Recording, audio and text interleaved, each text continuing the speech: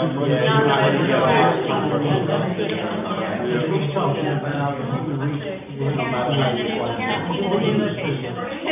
every time I had my kids, I was worried. I was like, God, off the roll. I said, you know what? Every time you step foot in the water, I could be right there.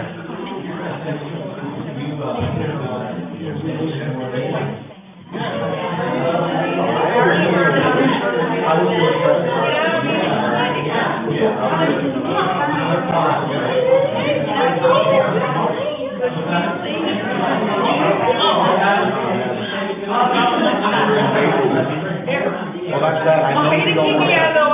Yeah, you don't want to get stung by the Find me a pool, right? You know you're comfortable. You know you don't have to worry about that.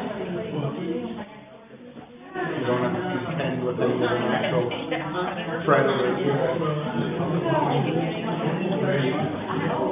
No, I know that. Yeah.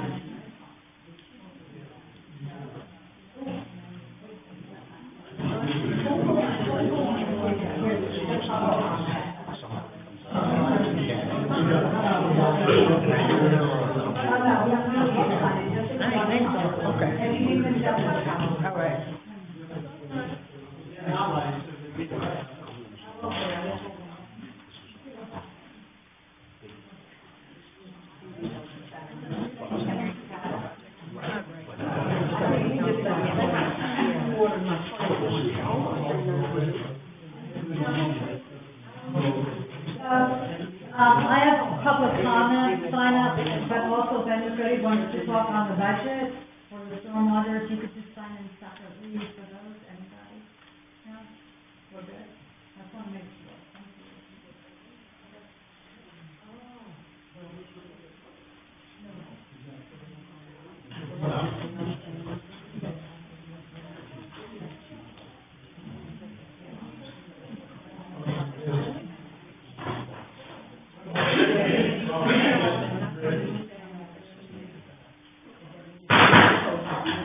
I'll call this meeting to order. Tonight, our invocation will be done by Commissioner Kaczynski and our Pledge of Allegiance by Commissioner Wilkins. Commissioner Kaczynski. Thank you. Let us all pray together in the prayer our Father taught us. Our Father, who art in heaven, hallowed be thy name. Thy kingdom come, thy will be done, on earth as it is in heaven. Give us this day our daily bread, and forgive us our trespasses, as we forgive those who trespass against us. Lead us not into temptation, but deliver us from evil. For thine is the kingdom, the power, and the glory forever. Amen. Can we all stand? I pledge allegiance to the flag of the United States of America and to the republic for which it stands, one nation, under God, indivisible, with liberty and justice for all.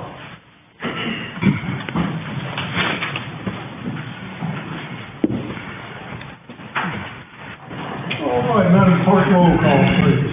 Commissioner Wilkins. Present. Commissioner Albright. Mayor Pro Tem Gleason. Commissioner Kaczynski. Present. Commissioner Way. Here. Mayor Wheeler. Thank you. All right, approval of agenda.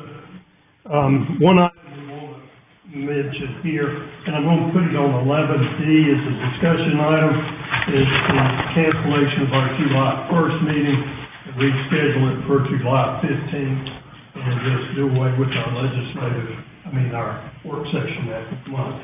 But we'll discuss that when we get to it. Any other additions or subtractions for the agenda? All right, at this time, I'll entertain a motion to approve the agenda with the one change. So moved. Motion is made by Commissioner Wilkins. All those in favor say aye. Aye. Opposed, no. Motion carries 5-0. This time, I'll entertain a motion to approve the consent agenda. So moved. Motion is made by Commissioner Way. All those in favor say aye. Aye. Opposed, no. Motion carries 5-0. I heard one person. We need to do that again. I heard one person. I only heard one vote. I didn't hear 5 people. I heard 5 people. Okay. Okay. We Let's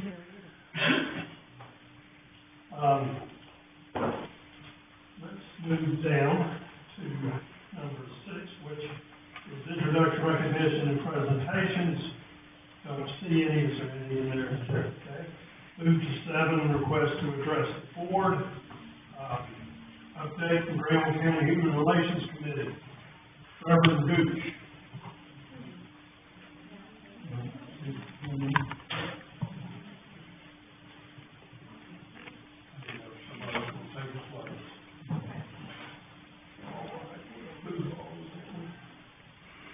We move on now to number 8, which is public comment.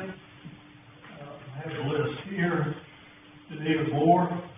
Here. If you take the podium, give us your name and address, please, and you have 3 minutes.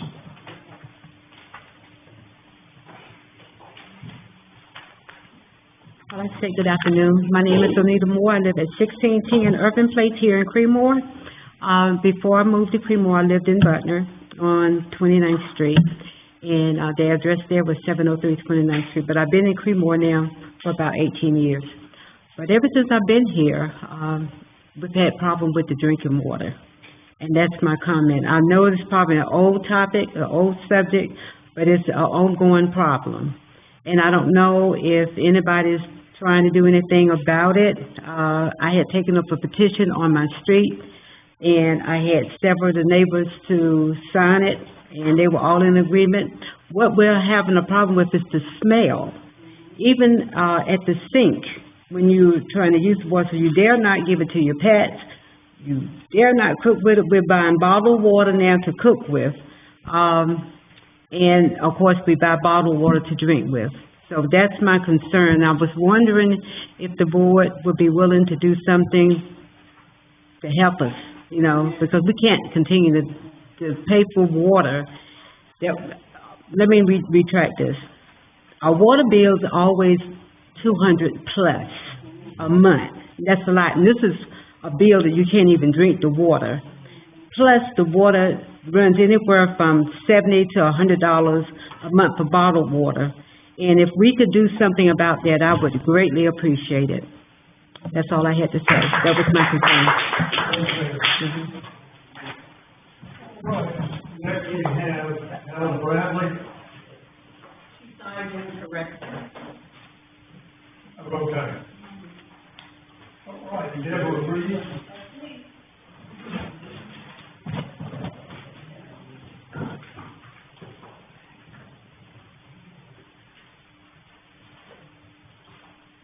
Good evening, Board.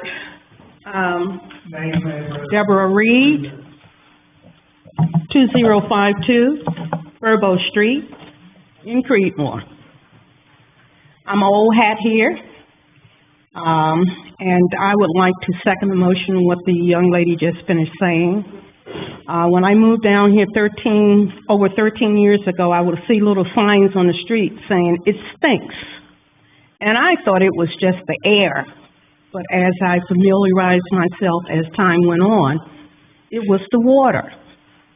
And it is a grave concern, and I'm sure you all know about it. And we just want to know what can be done about it. Also, the water bill keeps going up, as she said, and now they're charging an extra fee if you use your debit card or your credit card. I asked what and why, because they updated the machines. So we taxpayers have to pay for that. And most of all, is there anything that can be done about the seniors getting a discount on our water bills? It is outrageous. We're living paycheck to paycheck, and it is a grave concern. I thank you.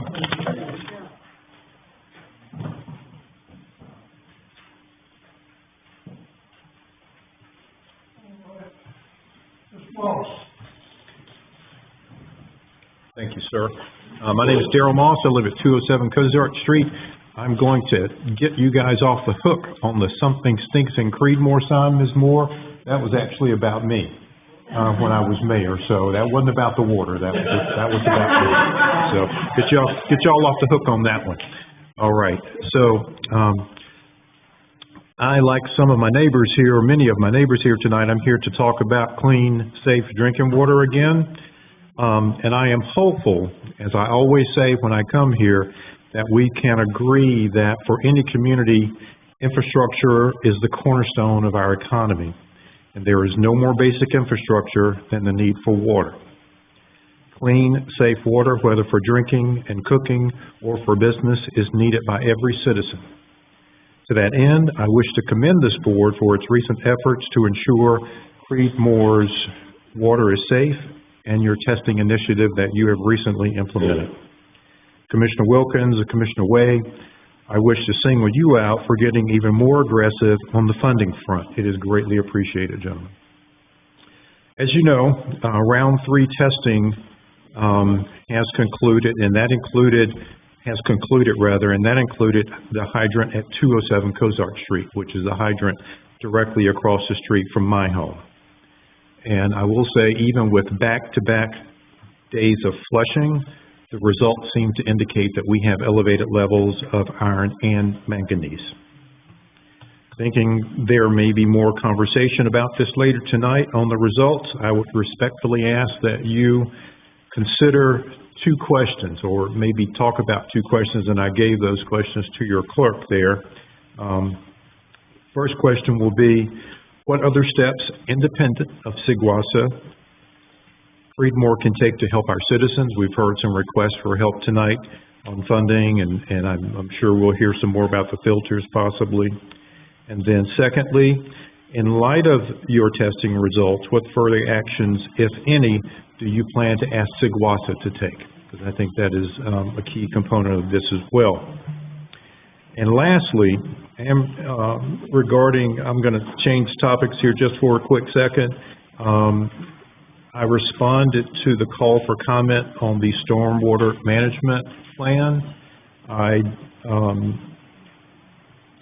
I'll just put it this way. 3 of Creedmoor's major urban drainage channels east of Main Street converge at 207 Cozart Street.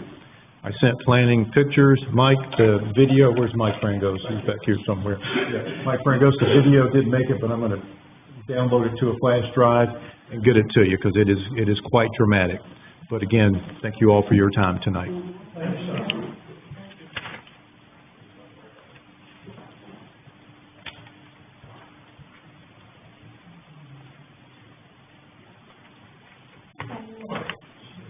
The old business, agenda 10A, public hearing for stormwater management plan. Mr. Frangos.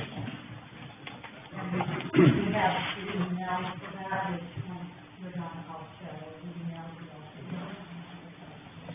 Good evening, Mr. Mayor, members of the board. My name is Mike Frangos. I am the Community Development Director for the City of Creedmoor, and also your Stormwater Administrator.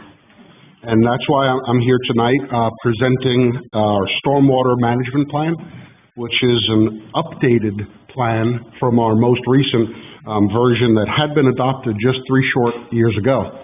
Normally, we're on a 5-year cycle, but this round, we ended up coming in on a 3-year cycle because there were some particular changes that had to be made to the template for the Stormwater Management Plan.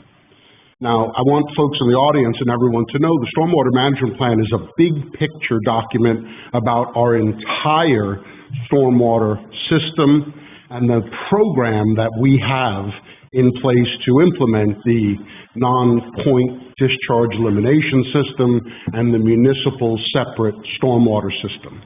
It does not individually address drainage maintenance problems at any one particular location.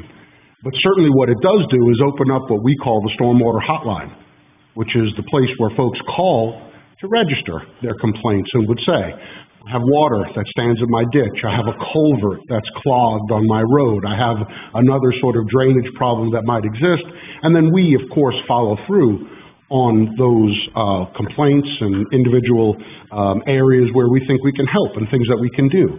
If it is in the right-of-way, if it is part of public water that's being discharged off a public right-of-way, certainly, the city's gonna be there to help. So, excuse me, I just want to be clear that this isn't exactly about drainage maintenance. It's not exactly about any one particular location. This is about our program citywide.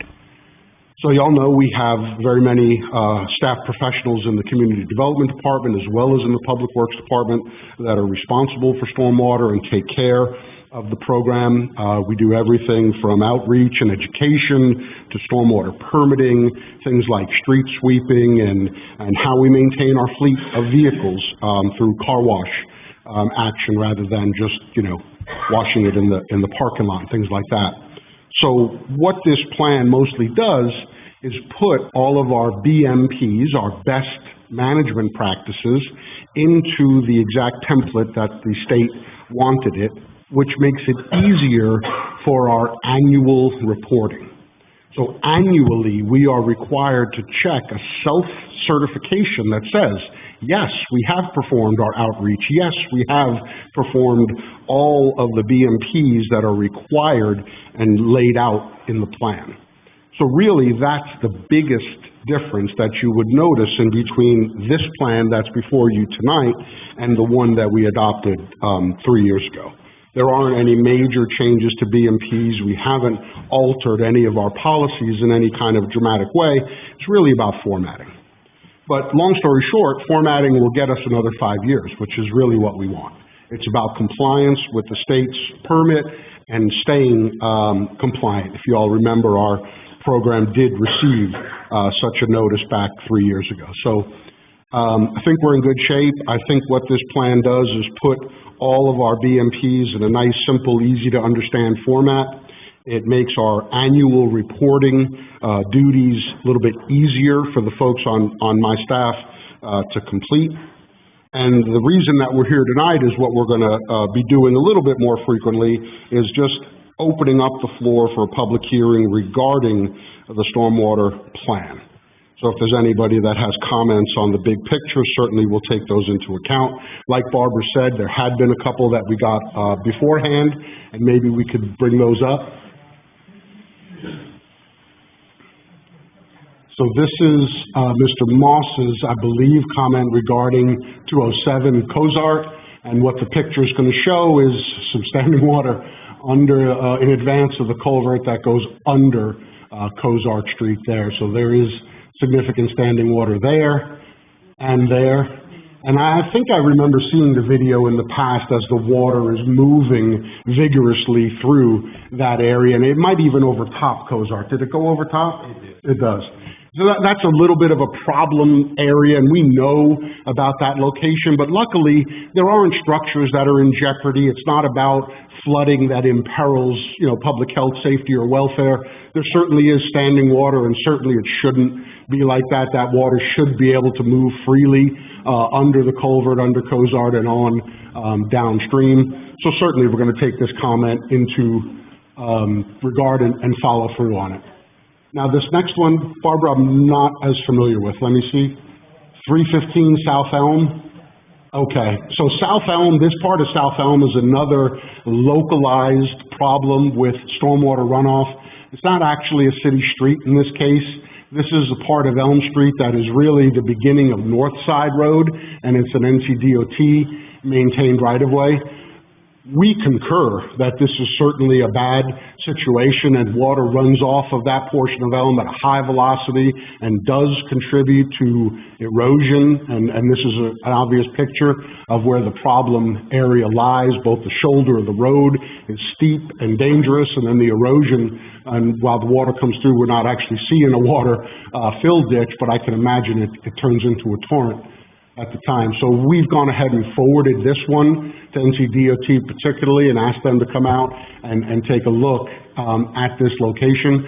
I don't know that there's an easy fix for this location, but again, this is not part of the stormwater management plan. This is part of what we call drainage maintenance, where our public works and our town staff will do everything that we can to try to alleviate the problem. But if it turns into a bigger problem where there might need to be an infrastructure improvement or a larger scale engineering project, we'll elevate it up that chain. Part of the requirements for this stormwater plan was to publish, so we did put 2 ads in the Butner Creedmoor News. So this is just an example photograph of that picture as it went out. We also put it on our website, Facebook, et cetera, to try to get the word out about stormwater management. So, not sure if anybody on the board has a question for me, but we would go about opening the public hearing to see if there are any comments on the plan. And I do also have Christina with us, our expert with Fratellis, in case there is any question that I couldn't answer. Thank you, Mr. Mayor. Mike, some of the stormwater ditches are extremely overgrown and have erosion in them.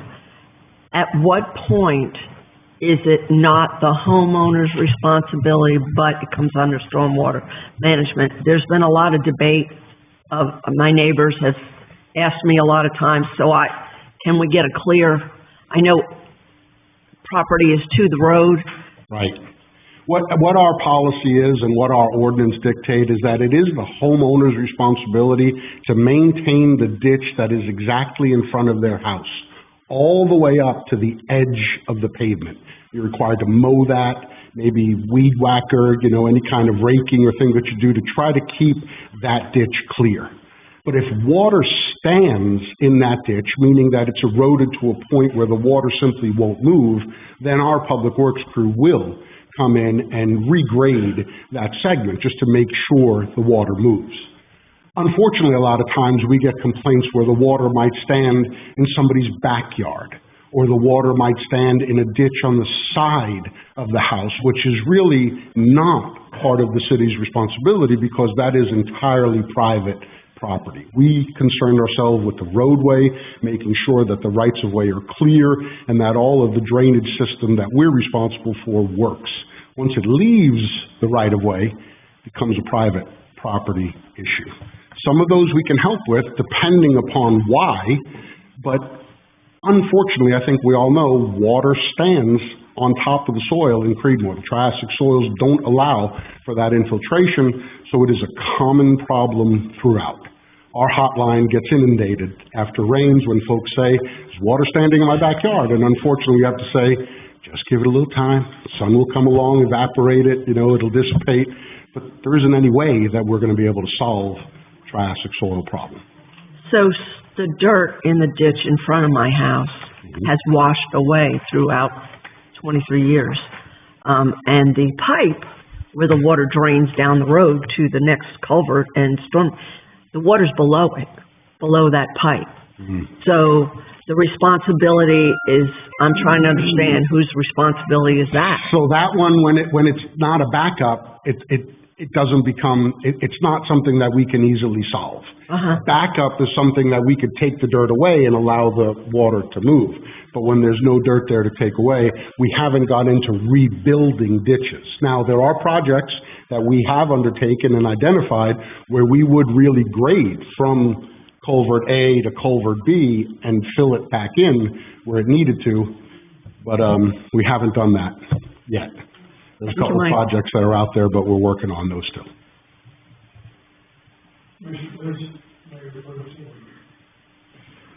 So I'm going to take it that you're going to look at the 2 emails that we received, and you're going to have the DPW and whatever check into that. Yes, sir, of course. Thank you.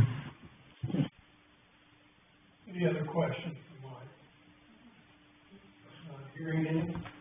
Move on. Well, let's open, you can open the public hearing, right?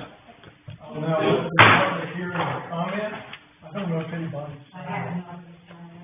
Okay, nobody has signed up. Would anybody like to speak? Mayor Moss. I'm sorry, Barb, I didn't realize I needed to sign up for that one. Just something I wanted to piggyback on Mike. One of the skills that I have, and this is kind of funny, I have a real skill at digging ditches.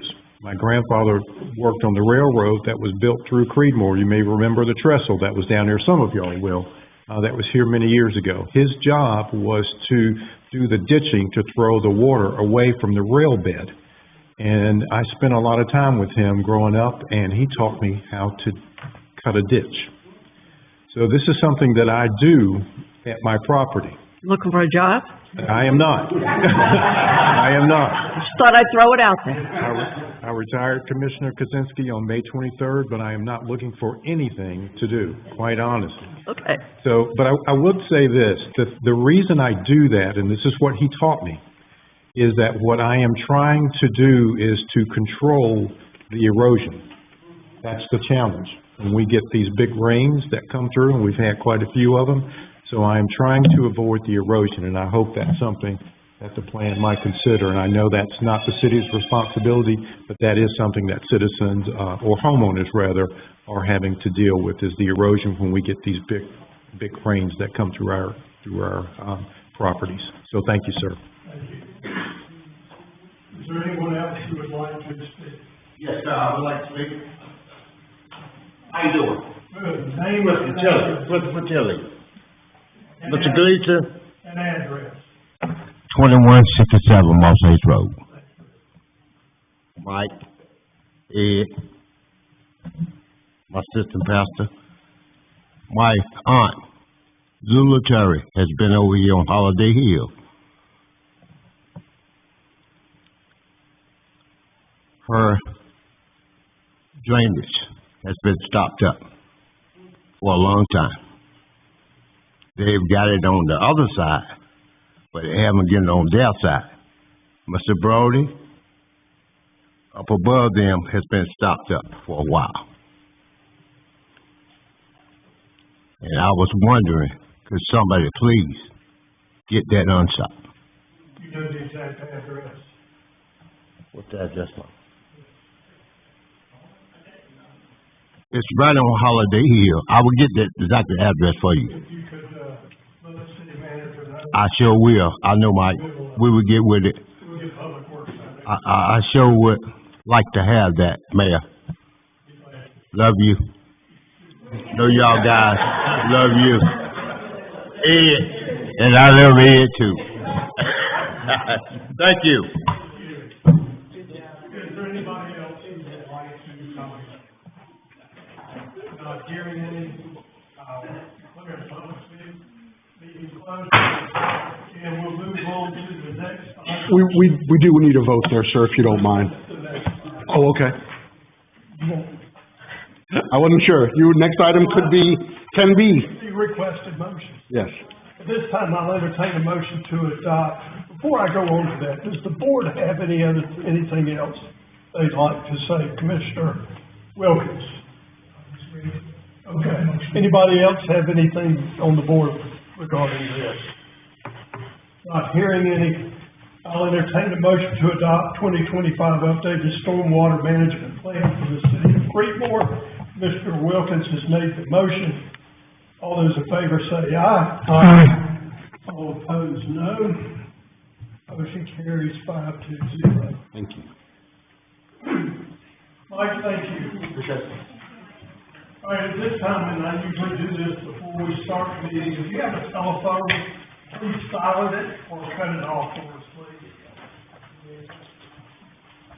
All right, let's see. We move on down now for NB, the operating budget, Mr. City Manager.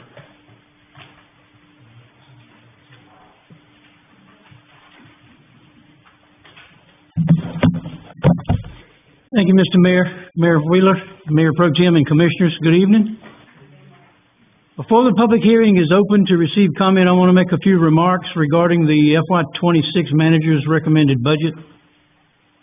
This process began 4 months ago with our annual planning strategic retreat in February to identify city department head needs and the Board of Commissioners' priorities for the coming year. Over the past 3 months in March, April, and May, many discussions and decisions have taken place. During that time, we have continually made the requested adjustments, cuts, and/or reductions as directed by the board.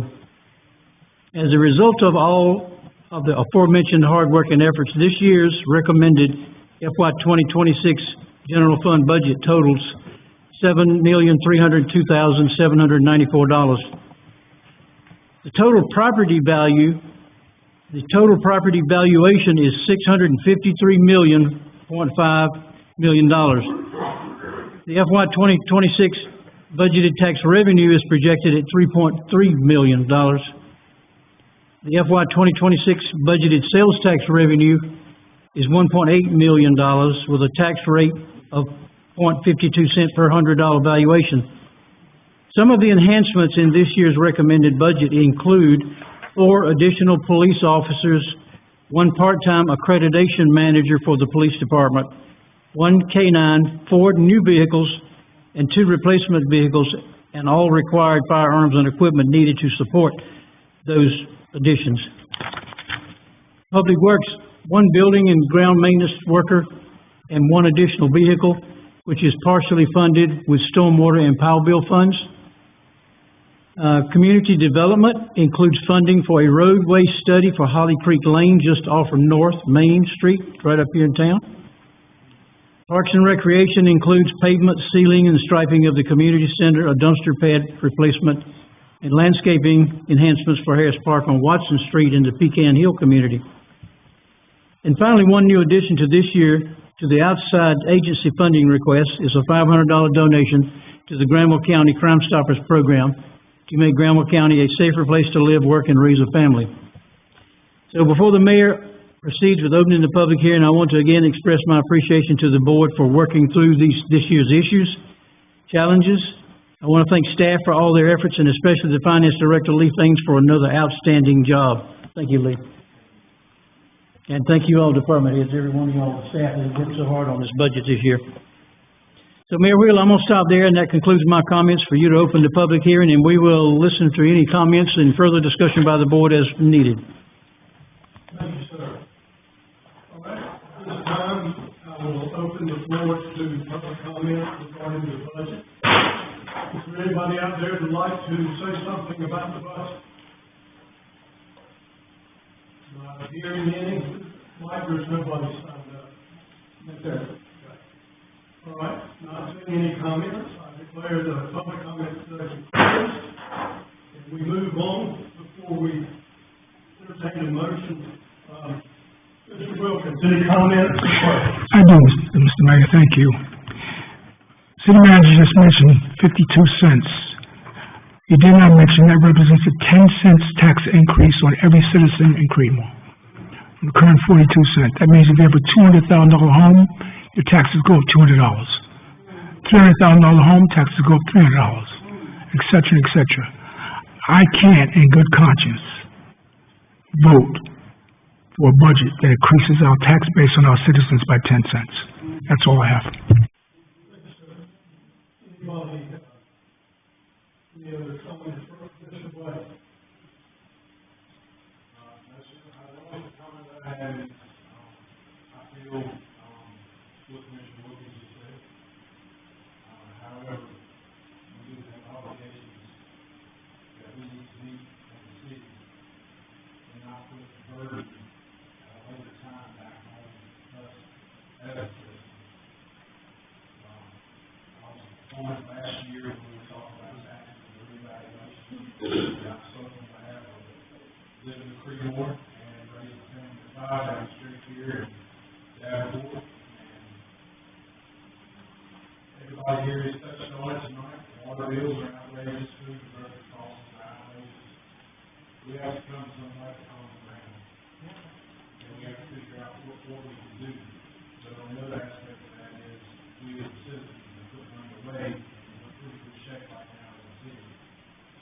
And, I think we have to raise that. Mr. Albright, any questions or comments?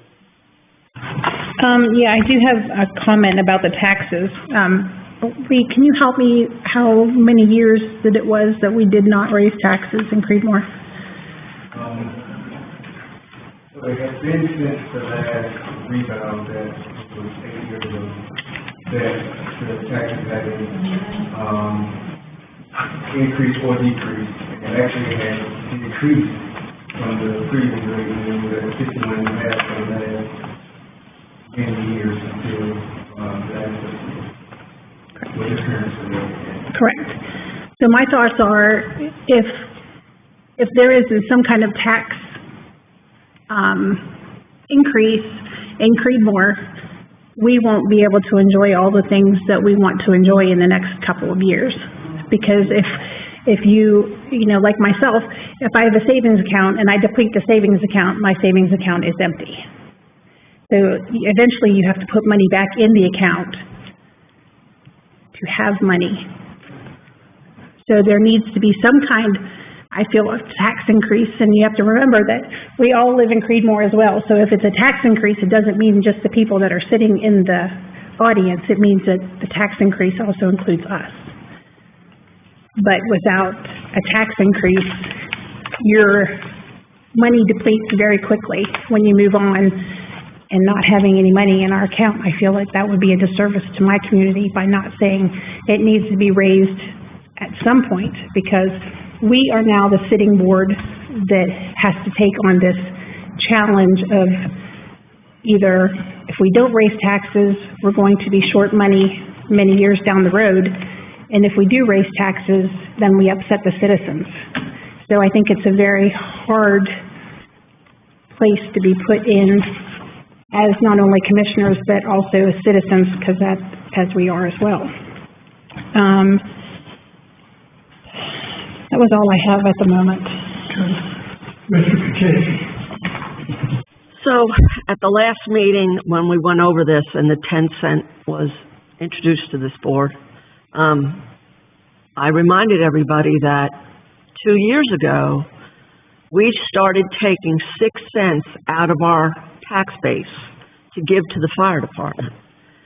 And I remember that I asked at that time, so we've been operating the city at 62 cents, and now we're going to operate it at 56 cents. And the board that was in place at that time said yes. So we didn't raise taxes, but we took 6 cents out of our regular budget. And in 2 years, it has come to bite us. It really has. These numbers are the worst I've seen in the 5 years I've been a commissioner. And like Commissioner Albright said, I'm going to have to pay between $200 and $300 more, no matter however it falls. And last year, Commissioner Albright and I wanted to raise taxes a little bit from the revow, and we lost the vote. So every year we don't do it. The prices will go up for everything that we're doing. Salaries are going up. Expenses are going up. The needs of this city are going up. I want these sidewalks put in so bad between areas that we have no sidewalks, and if we don't do something, then those sidewalks are not going to happen. Our police department is bursting at the seams in that little space back there. And if you've not been back there to see air fryers in the ladies' room because there's no room in the kitchen, the evidence room has got so many boxes of evidence that there's just a little walkway for them to get to their desks. The city has grown. It's grown in the last 5 years that I've been on this board. And we need to do more services. We need to unclog these ditches, and we need to have better police response, and we are supporting the schools now. And I don't want to put it on the backs of the taxpayers, but if we don't do it soon, it's time to step up. I'm not in favor of a tax increase this big, but we have been backed and backed and backed for 8 years against the wall, and we don't have a choice. We will lose employees if we don't keep up with salaries. We will, citizens are going to start complaining that they're not going to get services. We will lose police officers because we can't keep up with the salaries of other cities. It all takes a lot of money, and we have got some wonderful citizens. We've got some wonderful things happening. Commissioner Way and I are working hard with Sigwasa, and I will tell you more about that in a little while. That's why I started testing this water, because y'all said the water smells and it's dirty and stuff, and Sigwasa kept saying, no, it's not. So I'm like, well, let's test this water and find out one way or the other. We have. We found out. But we can't, and those tests aren't free. They cost us money to do them. And I want to keep providing the services to the taxpayers that you need. And you need a lot of stuff. And growth is coming, but it's not going to be here now. Seguasa's got another delay on the I-85 project. So all this growth that we're planning on is now delayed again. So it's a time when we can try to catch up to where we should be and go forward from there. And I am truly sorry that this tax increase has to be so big, but 8 years of no tax increase. And last year with the reval, we could have done it and it might not have been so big. But this time it's big. And it's big for every one of us. And I am sorry. I am really, really sorry. I wish there was some other way we could do it. But I'm also going to tell every department head for the city of Creedmoor, don't come to this board asking for anything. This is just from me. I don't speak for the board. Start applying for grants because we can't keep burdening the citizens of Creedmoor who have lived here, a lot of them, all their lives. There are grants available. Other cities are getting them. We need to start applying for grants so that you can get what you want and it doesn't have to hit the taxpayer so hard. So that's what I have to say. And I do apologize for the fact that this is such a big tax increase. I apologize greatly. There's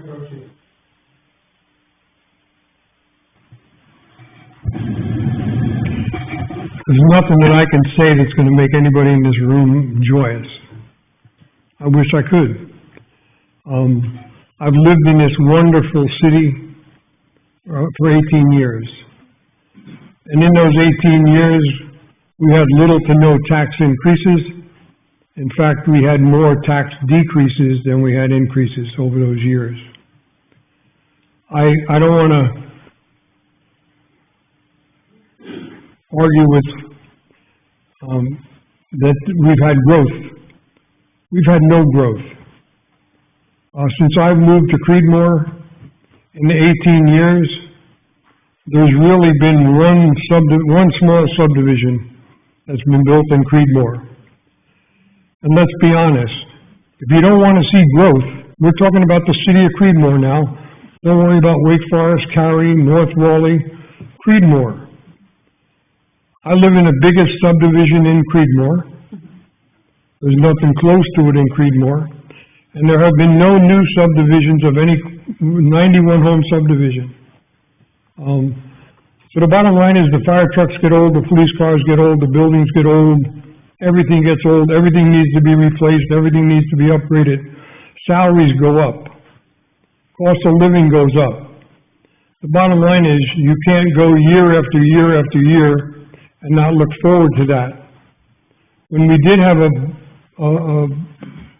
plan about 1 year prior to me being on the board, we had a finance director, temporary, who sat down and said, you need to have this much of a tax increase this year, this much of a tax increase next year, and this much of a tax increase the following year to be able to keep up with the cost, because there is no more places to take the money from.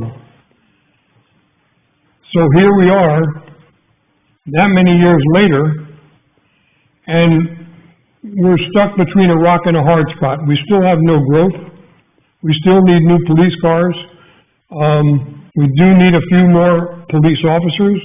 We are going to build a new police station because the room here is not sufficient. We give our fire department 6%. We should get down on our knees and kiss some butt, because if we didn't have the volunteer fire department in this town that did what it did, we'd be paying almost as much for our fire service as we are for our police service, and believe me, you want to talk about hurt, that would hurt. So at least I'm looking at this budget and I'm going to eat crow from last year. I should have stuck with the ladies on the board and did a bigger increase last year, and we might not need this much of an increase this year. But the bottom line is we are where we are. And I'm going to do my best in the next couple of years to make sure that we don't need more tax increases. And I'm pretty sure. I'm gonna take, in good faith, our finance director and us looking down the road for the next 3 years, and it looks, pretty good that if we do this tax increase now, over the next 3 years, hopefully then some growth will start, and I'm not a big fan of thousands and thousands of homes, but a few hundred here and a few hundred there would be appreciated. So the bottom line is, with no choice, I'm gonna vote for this 10%, this 10 cent, not 10%, 10 cent tax increase, because we need it going forward. If there was a way, believe me, not to do it, I would be against it, but again, we had 3 commissioners last year that sat back and said, well, let's put this much money from our reserve fund into well, we're saving a lot of money because we have that money and we can put a lot of cash toward the police station and not borrow money that's gonna cost us a lot more and a lot more tax money. So there is some frugalness here. Again, I'm not gonna apologize for the fact that I'm gonna vote yes, but we have planned, looking down the road for the next couple of years, that we should be in pretty good shape. Thank you. All right, he's been here 18 years now. Most of us here don't even remember when we started living here. I've been here, my family's been here since 1962, and I'm sure a lot of y'all grew up here. So I can't identify with that part, but I do know I have seen Creedmoor at its best and at its worst. And I know when I started as mayor, taxes were 71 cents a hundred. And each year, the commissioners would go, we're gonna cut it back down a penny. And gradually, we got down to the 62 cents, and I tried to tell them the more you cut, the more it's gonna have to go up in a single swoop. If you just kind of leave it where it is, we'll maintain. But that didn't get me anywhere, and as the mayor doesn't really vote, so, we're trying to also, you look around and say, well, Creedmoor hasn't grown, so why do we need all these things? We're trying to be proactive here. We know we've got, Mr. Frangos, how many houses do you think we've got waiting to be built? Could be a couple thousand over the next decade. Okay, a couple of thousand. And we can't survive with the infrastructure we have now if 15,000 homes come in here. So we're trying to be proactive. We're trying to get a new fire station, a new police station, upgrade our facilities so we're ready for those people to come in. But if we get caught flat-footed, it's going to be even worse. Taxes will skyrocket even though we've got new people in order to take care of those that are here. So anyway, again, I feel bad that we have to do this. I remember last year I even mentioned that we'd be better off not cutting it quite so much. Most people don't complain if you go up a penny. They don't complain. They're not happy if you go down a penny, but you go up 10, 15 cents, they're going to have a problem. But like I said, I don't get a vote in that. Commissioner Kuczynski, before we pull this motion up. You just mentioned it, and we haven't even considered the fire department. We haven't talked about the fire department in over a year. But the citizens of Creedmoor need a new fire department. It's not the fire department that needs a new building. It's the citizens of Creedmoor that need a fire service that is ready 24/7. That's not in this budget. We haven't even talked about it. We're trying to do one project at a time with this. But we need to start talking about the fire department next. So I'm not saying that there's going to be another huge tax increase next year. Remember, last year we took over $663,000 last year out of the general fund, which is like our savings account. And this year we're taking more out. That money doesn't come back. Once it's out, it's gone. We only get so much tax dollars. And if we spend what we have extra, it's gone. And so we are really very tight this year. Like I said, the tightest I've ever seen us. And I agree with Commissioner Gleason and Commissioner, Albright. This is gonna hit us all. And, we feel it too.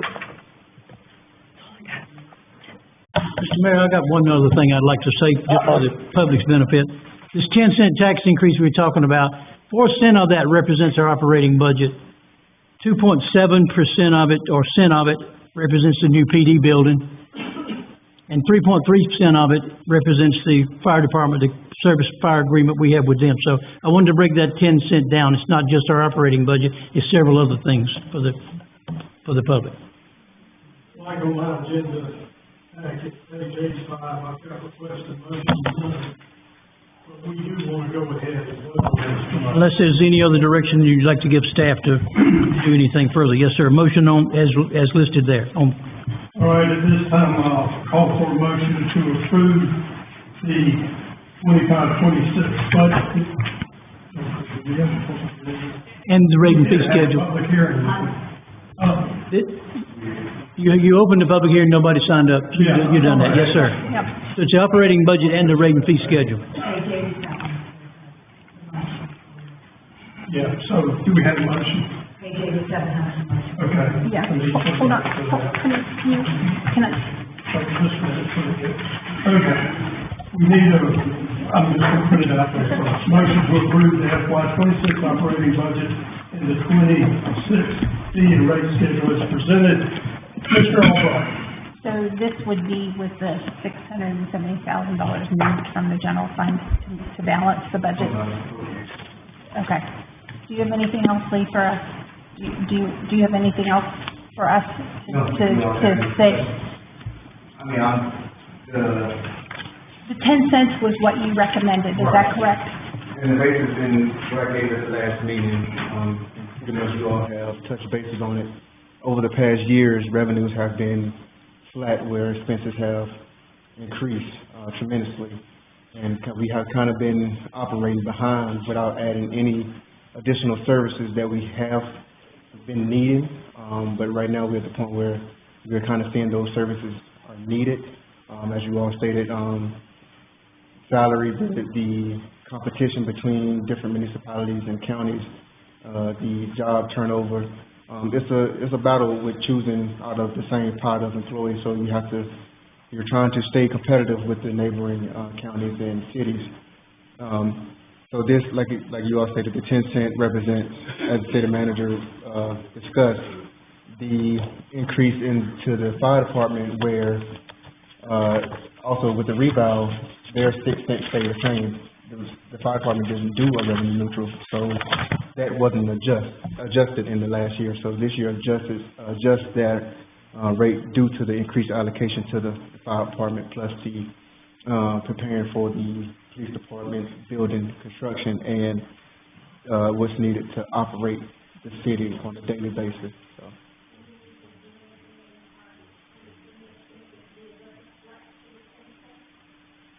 No, so once you all adopt it, if it's approved, the 10 city is set in place, and I will send that over to the tax office to put in their system and implement.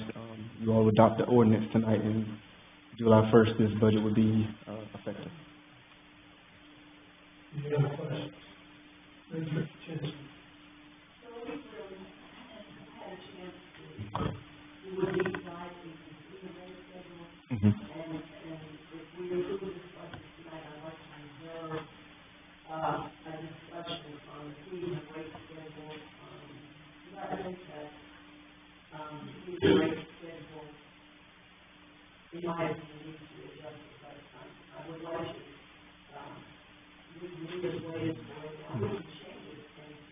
Yeah, the schedule can be amended throughout the year. There was only one change in this proposed, and that was just for The electrical vendors. for the music festival, and that was it.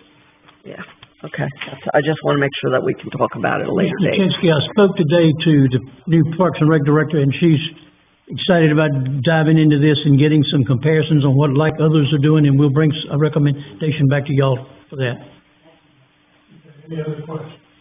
Okay, I'm going to call for the question here, which would be a motion to approve the FY 26 operating budget and fee rate schedule if you want, since we can do the fee rate schedule at a later date, even if it's approved here, do keep that in mind. So, do I have a motion to approve? Motion was made by the Mayor Pro Tem. All those in favor say aye. Aye. Opposed, no. No. Motion carries 4-2. Mike, you and your staff have done just a bang-up job on this. Lee and all the department heads, we cannot thank you enough. I wish I could say there'd be a little something extra in pay on loans. We're running out of money. I'll bake you a pie. Give you some eggs. I have eggs. I'll give you some eggs. Okay, we move down to item 11, discussion item 11A, discussion on PACE Analytical Services, water testing and outcomes. Commissioner Wilkins. Thank you, Mr. Mayor. Just to let you know when I'm done speaking, I will make 2 motions for the board's consideration and vote. Madam City Clerk, if you could, thank you, you're ahead of me. Let me preface my comments by saying it took me a while to secure this current mindset. As a person who grew up in New York City, the tap water had very high quality, exceptional standards. So it took me a while to realize that we could possibly have deficient drinking water. When I served on the Saguasa board, my mentality was to defend, as I could not conceptualize bad drinking water. My opinions over the last several years have shifted, and I have been inundated with complaints about bad smell, bad color, bad taste, in person, through social media, text, emails, as evidenced by many of the comments tonight. Let me also state that anything I say this evening is certainly not an indictment of Saguasa. As mentioned, previously serving on the Saguasa board, I know Scott Schroeder, the executive director, was involved in his hiring. I know the finance director, Richard Balmer, and I know these executives and others in the organization to be hardworking, concerned, and considerate people. I am also acutely aware that Saguasa is dealing with state inherited dinosaur, complete with pipes in the ground, exceeding 80 years old. That being said, although that is what I know, it, however, is not always the perception of our citizens, as referenced in recent editorial I read and the comments tonight. For me, the concerns of the citizens of Creedmoor are what is foremost in my mind, as they are whom I serve. I am hopeful that as part of the upgrade to the entire system, the underground pipes carrying water to our homes will be replaced. That completion, however, is probably at least 3 to 5 years out. So let's talk about what we can do as a board tonight to assist our citizens. The results of our last 3 tests showed in the first round that all test results were within the allowable limits. The results in the second round were that both iron and manganese had elevated levels in all 5 tests, and 2 of them had both. The test results for our third round, which you see up on the screen in yellow, are more disturbing. What I find particularly egregious is that these 5 fire hydrants were flushed twice. First by the Creedmoor Volunteer Fire Department the day before the testing, and then the day of the testing by PACE Analytics, which is their normal procedure. Keep in mind, as I mentioned in our last meeting, our residents and our businesses have any opportunity to flush their water prior to using it.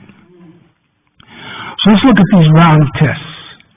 At Buchanan Street, the iron test resulted in a level of plus 1.0, over 3 times the allowable limit.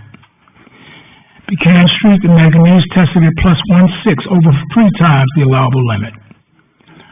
Crowsbury Street tested at plus 2.0 on iron and plus 0.003 in manganese. At Westbourne Drive, the street where I reside, iron tested at 1.1, over 5 times the allowable limit, and manganese tested at plus 1.7, 3 times over the allowable limit. At Fairview Street, iron tested an incredible level of 2.2, which again is substantially over the allowable limits, and manganese tested out at plus .38, again substantially over the allowable limits. At Mid-Jeweler Street, iron tested out at plus 1.3, 4 times over the allowable limit, and manganese at plus 23, 4 times over the allowable limit.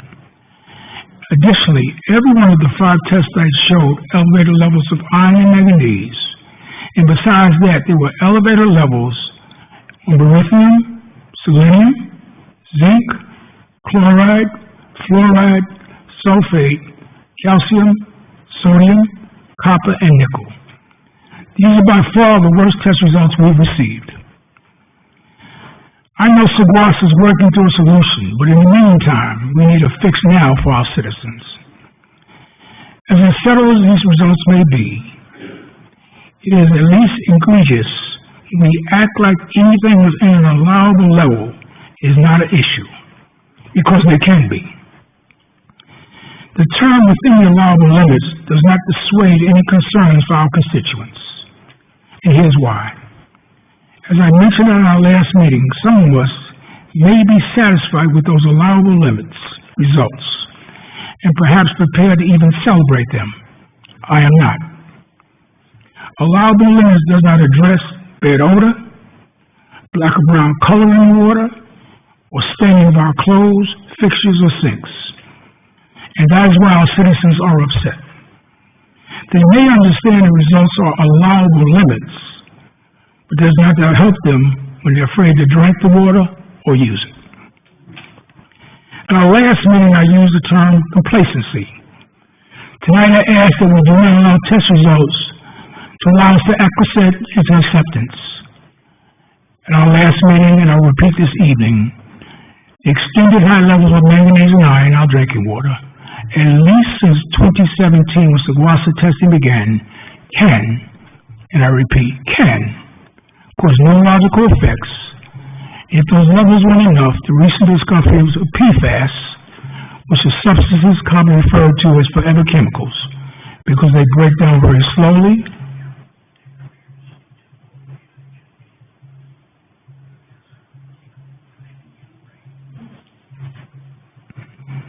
do not really degrade, and can persist in both environment and in our bodies over time.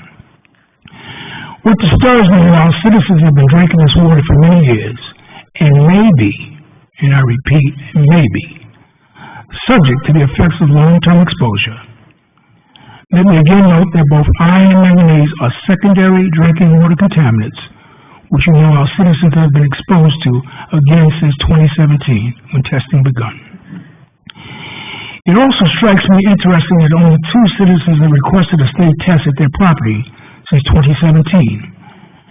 And that's concerning to me, and in fact may, and I repeat again may, show a level of frustration at what some citizens may see as denials from local elected officials.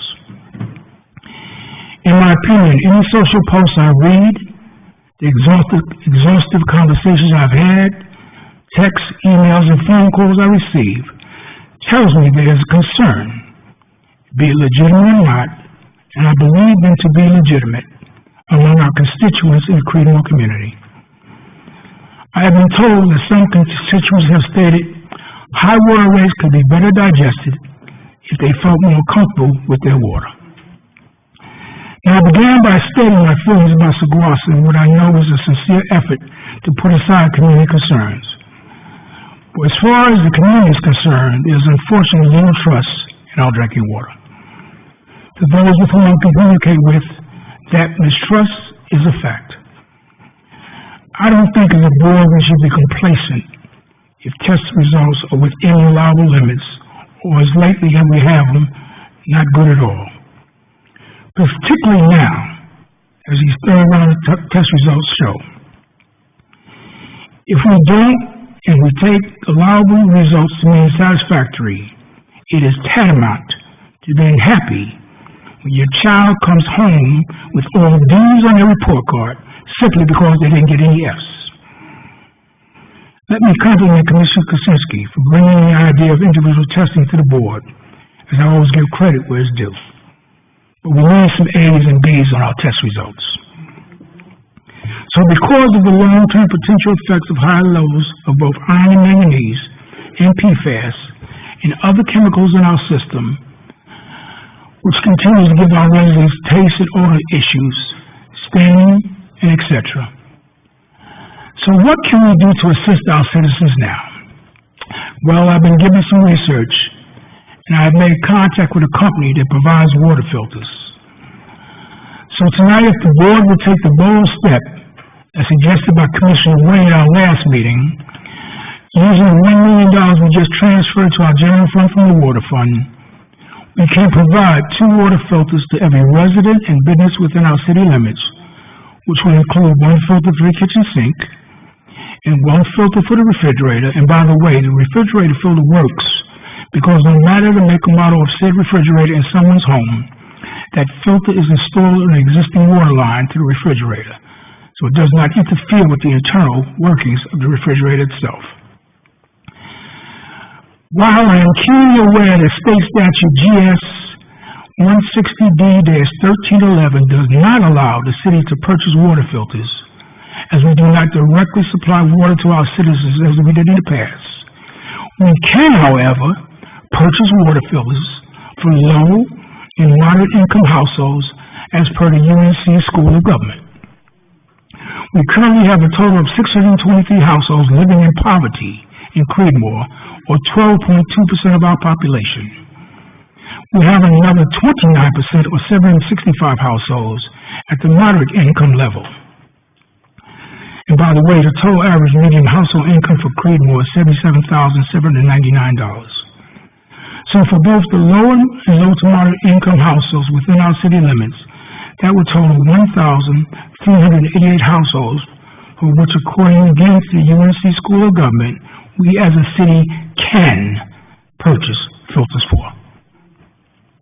At the cost of $135 for each filter, and giving 2 filters would cost the city $374,760.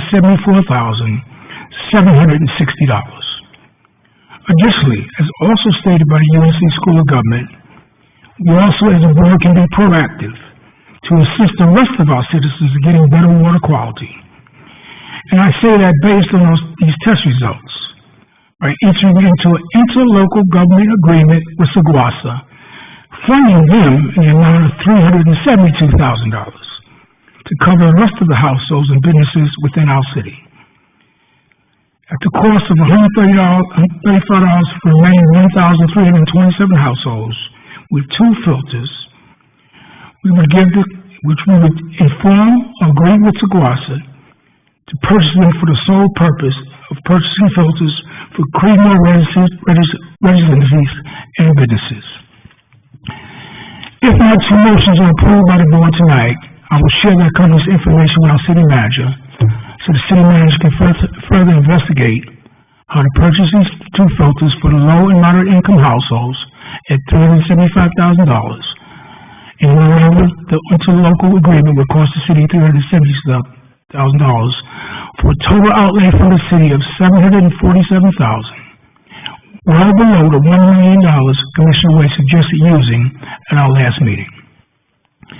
I will leave the contact and subsequent logistics up to the city attorney, the city manager, and his crack team, emphasizing this be done in a timely manner for our low and moderate income households, preferably before the fall holidays. I would also like to see if the interlocal agreement approved within that same time frame. The grand total of 2,715 residencies and businesses includes the upcoming 171 homes at Brands Crossings. Therefore, Mr. Mayor, I would like to make the following 2 motions. We take $375,000 from our general fund to cover the cost and subsequent distribution of 2 filters for low and moderate low-income households in our city. My second motion is, as per the UNC School of Government and the findings of our own law firm via email I received today, we can direct the city attorney, working with the city manager, to negotiate and enter into an interlocal agreement with Saguasa, where we would provide funds to Saguasa from our general fund in a set amount of $372,000, covering the purchase of 2 filters in order to allow Saguasa to purchase and provide filters for remaining households and businesses that are not characterized as low and moderate income. Between the direct purchase by the city and the subsequent interlocal agreement that the city would then be directly purchasing low and moderate income household filters and enter into an agreement with Sequasa for the remainder. This, in my opinion, are the filters required to give our citizens confidence in our drinking water, and that this would be a one-time purchase, and that all subsequent purchases be at the discretion of each resident or business. The city therefore will not assume any additional cost for this endeavor. These funds are taxpayer funds. It belongs to them, and we need to spend it to assist them. Otherwise, what in God's name are we doing up here? Mr. Mayor, my one final comment before you call for discussion and a vote. I erred at our last meeting and was presumptuous when I said if I was the only commissioner looking to assist our citizens, I would carry that. Commissioner Way stood tall and let me know that he would be willing to spend up to $1 million for the former water fund to assist our citizens. So Commissioner Way, thank you for your courage in assisting me. I am hopeful, in fact, I am prayerful that all the commissioners here would also stand tall. That just as I mentioned when I began, having subsequently changed my mind about water quality over the last several years, that everybody in this dais tonight also will have a change of mind, and that we all vote to assist our citizens, our constituents, that our vote tonight on these two motions would be to assist those who voted us into office. And our vote would be unanimous, and we go forward in purchasing these water filters both directly and indirectly.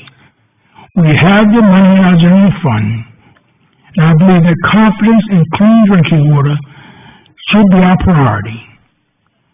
Moreover, we have the legal authority to do so, and we have a moral obligation to do this for our people. Mr. Mayor, at your discretion and direction, please call for the vote and discussion on both motions. And Mr. Mayor, when you do, I would like a roll call vote in alphabetical order of last name. Thank you, sir. All right, Mr. Wilkins, what we're going to do, what I'm going to do is separate these out. That's fine. We'll do motion one as far as the discussion, and then do it as a motion, then number two, discussion and a motion. Thank you, sir.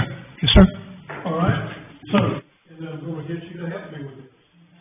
Restate your last motion one.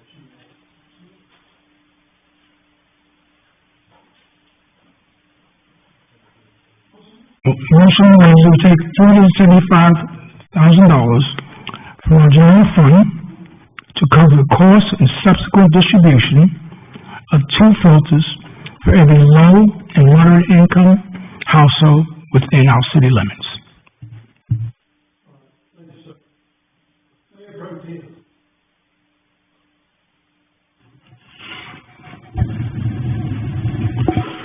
My first thought would be to just call the question and be done with it. But then I'm gonna look like the bad guy.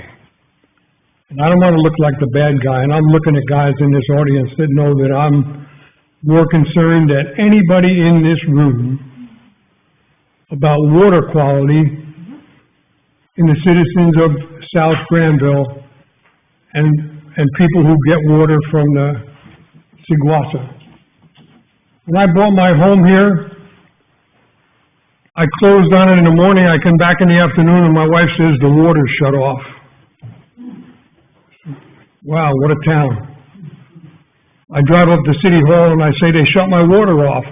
Oh, well, you bought the house this morning, the old owner, you gotta come up here and pay $200 and deposit, and we'll turn your water back on. I must say they turned it back on quick and we had water. But I want to remind everybody in this room who owned the system until we sold it to Sequasa. And if everybody here lived here so long, then they remember getting the bill in the mail from Creedmoor with a letter in it that said, your water ain't good. And these weren't magnesium and iron. They were chemicals that weren't good. The whole reason that Creedmoor got involved and sold our water systems to Seguasa was so they would have enough customers so that they could raise enough money to borrow enough money to redo most of the water plant so that we would get water that would pass those tests. And they did. Now let's go back to PFAS and PFOS. The first time that PFAS or PFOS was talked at a Seguasa meeting, you get to make public comments before they have a meeting. So I went home pretty pissed off, because I felt that a few of the members on the Seguasa board kind of laughed it off because they made a value for PFOS and PFAS that they couldn't even really test for.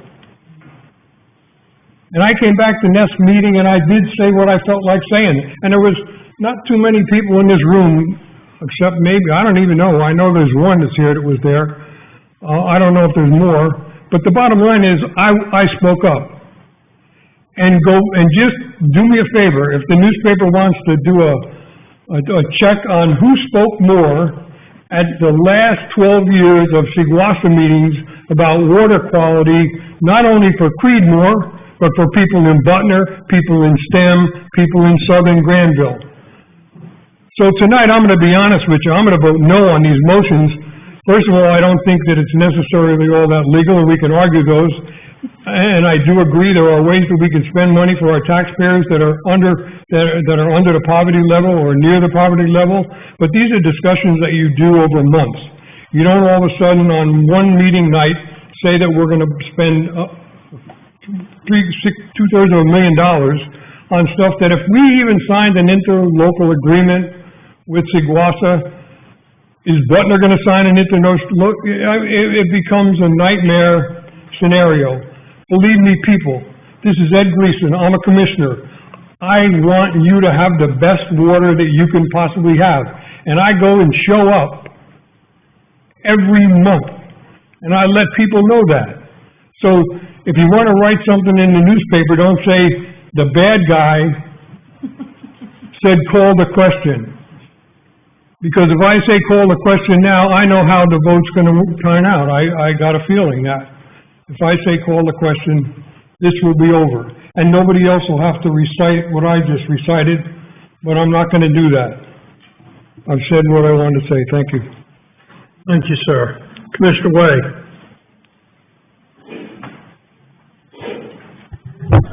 Well, my feelings on it is,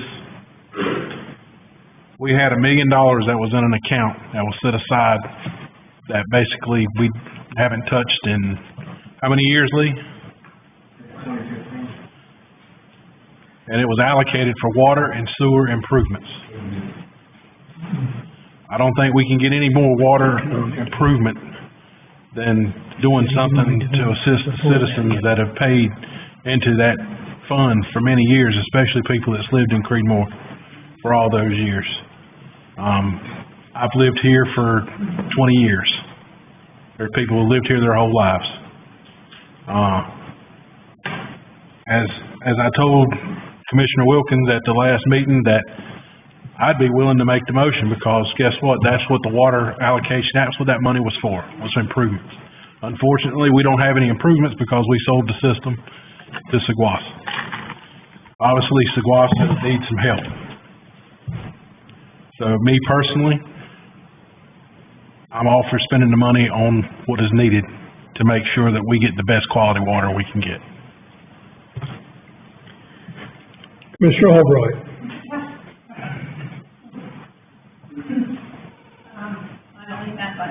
Got me.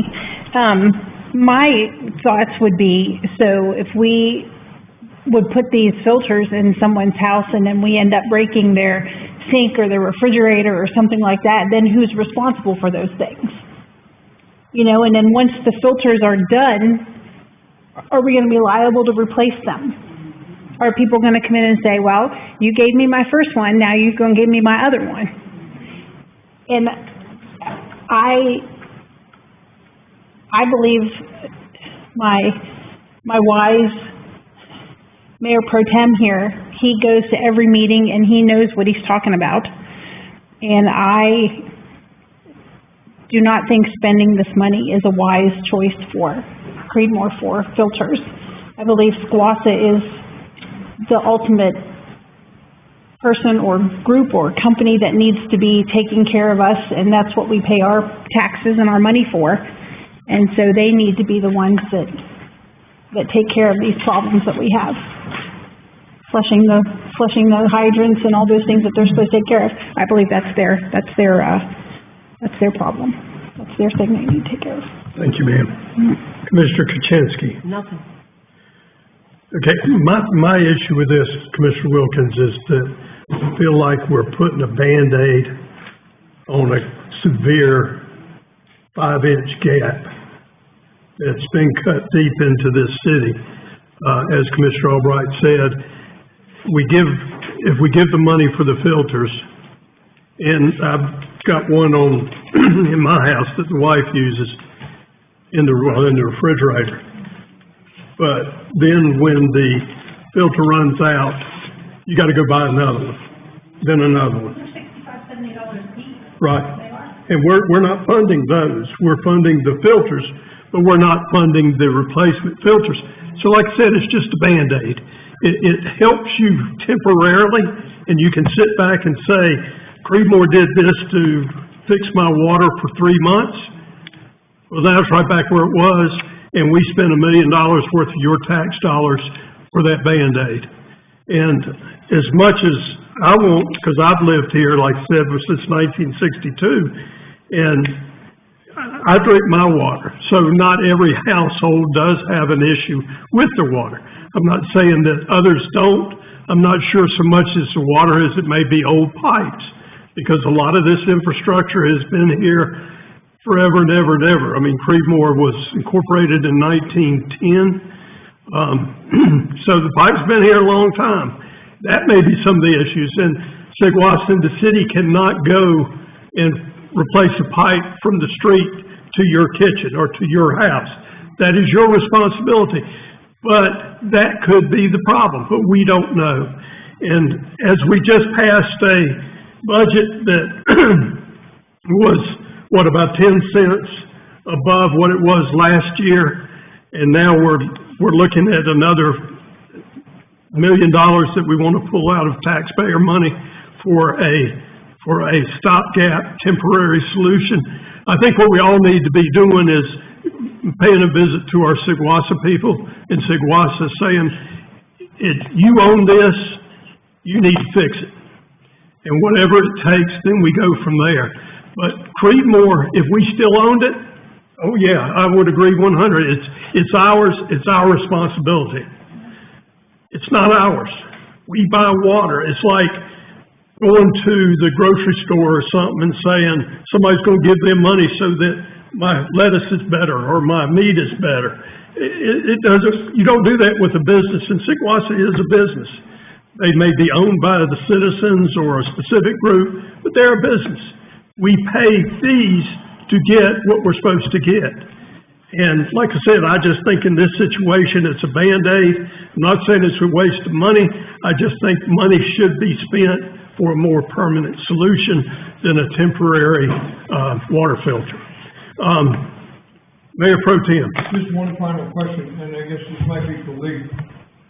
But the $1 million water infrastructure money was set aside after we sold the water and sewer system to Seguasa, was set aside for infrastructure growth, so that we could help if a developer was coming in, we could run water from this point to this point and finance that. Actually, economic development. Economic development. It was not for water quality, it was for growth. Right, so when the ordinance was adopted in 2015, it was for that purpose of growth and attracting a large business to come into the city, where the city would help them get connection for water and sewer. Yes, sir. Thank you. All right, is there any other questions or comments? I'd like to call the question. All right. Mr. Wilkins, if you would repeat your primary motion, it's just easier for you to do it, you've got it written down. Motion number 1 is to take We take $375,000 from the general fund to cover the cost and subsequent distribution of 2 filters for all low and moderate income households within our city. All right, motion is to the floor. Alphabetical order by last name, please, sir. I'm sorry. Roll call by alphabetical order. All right. Last name. That would be me first. All right.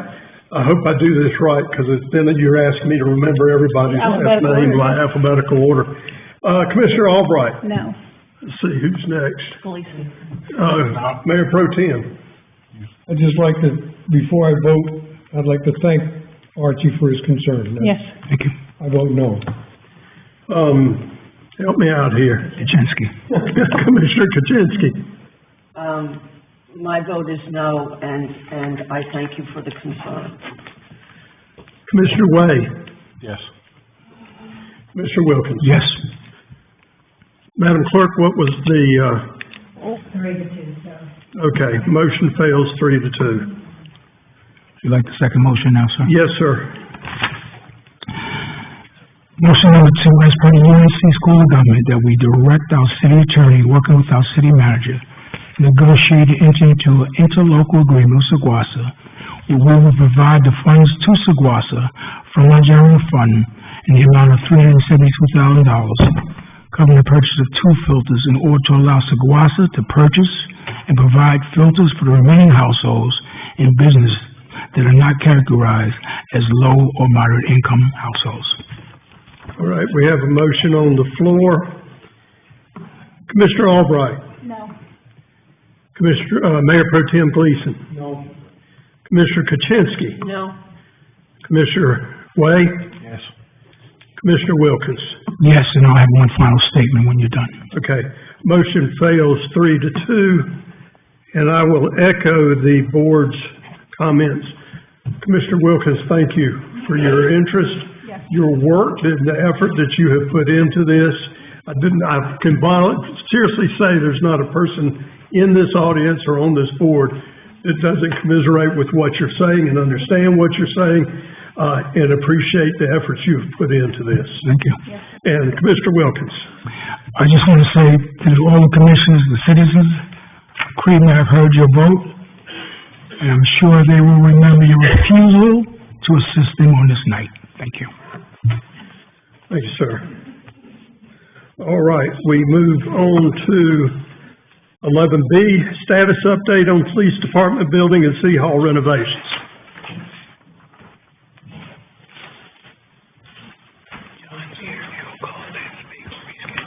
Good evening again, Mr. Mayor, members of the board. Tonight's update is just that. Wanted to keep you all informed about the status of our ongoing capital project for the new police department building and city hall renovation project. In your agenda packet, which was delivered last week, there included 2 memoranda. One was about allowances, and allowances is a term regarding potential additional owner soft cost expenses, and those are itemized throughout the memo. And there are some items there that, of course, have to be determined cost associated with them in that they are not known. One of the ones I just want to call attention to, and those of you that have been on the board a while will know why, building systems commissioning is one of the favorites, and one of the ones that we've called out. Okay. Well, okay. So for the benefit of everybody here, I'll call out the initial site plan that was submitted by Unity, which is a subcontractor of Little Diversified Architecture. And these are the site plans that are under review right now. These are not final. This was the initial submittal. What this page right here shows is the existing conditions, and the shaded area on the left part of the screen is, just so you know, the area that had existed as impervious surface area. And therefore, we are not increasing total impervious surface or built upon area, and therefore this site will not require a SCM or a stormwater control measure specific to the site. So this is an important consideration. That is a cost savings and a land area savings. Oh, you lost me, Barbara. You had me? Hold on, I'll give it right back to you. I think it's- There we go. Oh, went too far. You got it. Got it. Sorry about that. This is the proposed site plan, which shows the detached building that will be the police department there on the left side of the screen in the bold, black. That is the footprint of the building. It will be oriented toward Masonic Street, like the City Hall building is, with front door, location and main entrance on the Masonic Street side.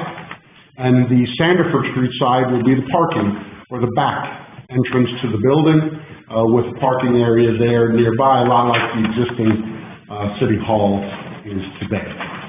This also shows the improvements that are going to be made to Masonic and Sanderford Streets, including sidewalk, curb and gutter, and street trees, as well as stormwater control for on-site stormwater management. And then this last page just shows the landscaping layout for the street trees, parking lot trees, et cetera, and the screening for the generator, which is really hard to see, but it's kind of in the middle of the page there. I don't really, can you use your mouse, Barbara, maybe circle where the generator should be lower?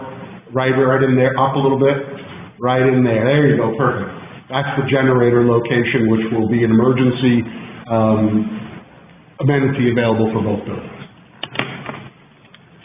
So this is the memo that I jumped to earlier regarding additional soft costs.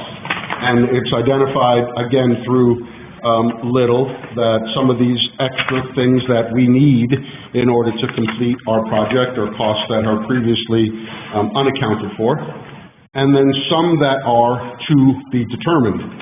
And I'm going to get to building systems commissioning again, because I do think that's important. Those of us that have lived through the community center construction know just how important it is to commission and properly test and balance the mechanical systems, the HVAC systems there, and that will be done by a third-party consultant. So we're going to make sure that, number one, they're built correctly through the inspector and the building code, and we're going to make sure that they operate correctly through the third-party commissioning contractor.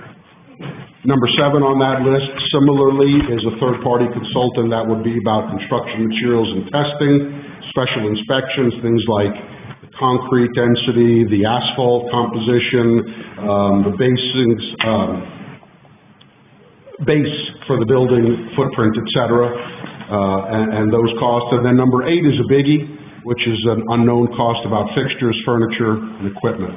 That's important because we are building a new building, and certainly we have to upfit that building with furniture, audiovisual devices, et cetera, to fully accommodate the police department and their move-in. Now, of course, we're going to use as much of the existing furniture and desks and things that we have, but obviously these are new buildings with new space, and there needs to be furniture to fit that space. Now, one of the items there that was brought up under audiovisual was a to-be-determined cost. I'm sorry, is there a question? Oh, no, sir. No, he just said lots of furniture. I said. Lots of furniture, no doubt, no doubt. One of the other improvements is going to be audiovisual, and that's down there towards the bottom. And that was an item, unfortunately, we didn't get in time to include in your agenda packet. It was an addenda that came later. But this is really the most important page of the Palacio Executive Summary. The very first page here, which shows the breakdown of the 3 integral components of the construction project. Number 1 is the site work, number 2 is the actual new construction of the police station, and number 3 is the City Hall renovation. So that total number there is shown as $5,183,000.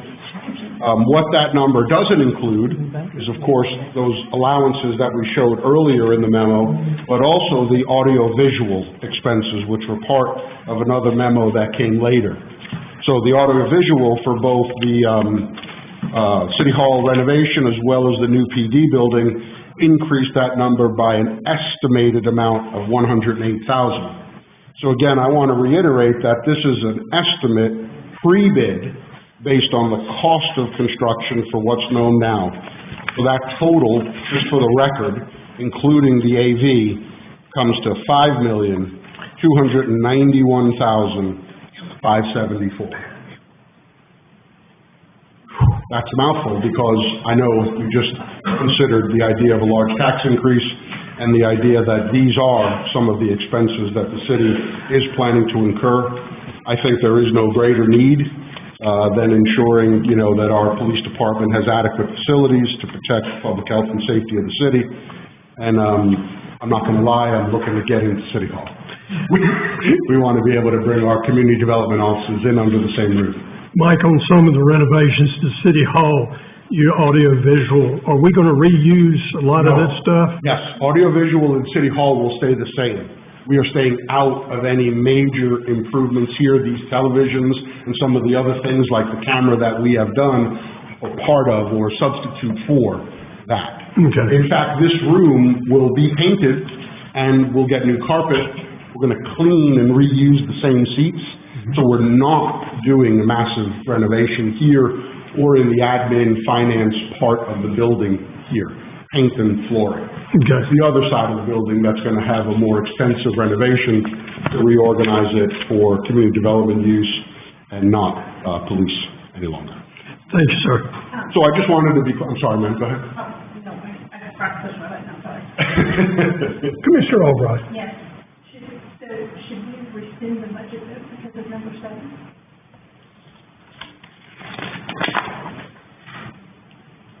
Construction and materials testing? Rescind the budget? No, this wasn't in the budget, right? The only thing in the budget was that we were gonna put $3 million down on the, Yeah, this has nothing to do with budget. what we just done. No, what I was trying to illustrate was that these are costs that we are planning on incurring. And these are estimates that we know going forward, city's gonna have to pay for. Yes.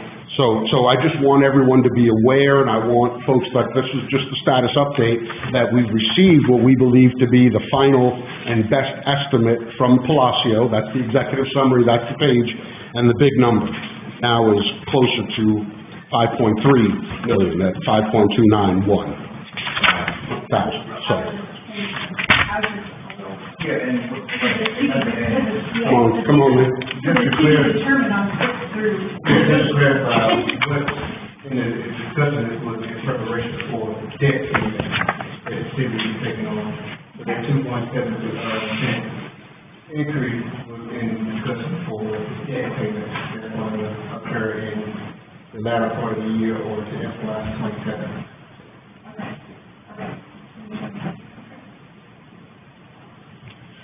So certainly we're going forward with the known expense, right? And that's what this estimate tries to prepare us for, make us aware. 5,291,574. Yes, ma'am. 574, you got it right. So that's our number going forward, and that's what I certainly want y'all to be aware of. Now, this just being an update, there will be future decisions that we have to make going forward. We will be back to you for the final construction drawings, approval of the site plan, allocation of water and sewer utility to the new building. We'll approve the bid documents to go forward, the bid specifications is the right term, to go forward. And then when we get bids back, of course, this board will get a look at all those numbers and be able to agree or not on an acceptable bid. That's when we'll work on financing to get us through the local government commission before we come back to enter into a contract with the final chosen general contractor that'll build us the building. So we've got a long way to go. We've probably still got another couple of months of this type of administrative step through the process in order to get us to where ultimately we could unleash a contractor and get him out there breaking ground. Commissioner Kuczynski. So, as I stated before, I would suggest that under the direction of the city manager, we start looking for grants for all this furniture and fixtures that need to go in this building. Otherwise, we're gonna have another tax increase ridiculous next year.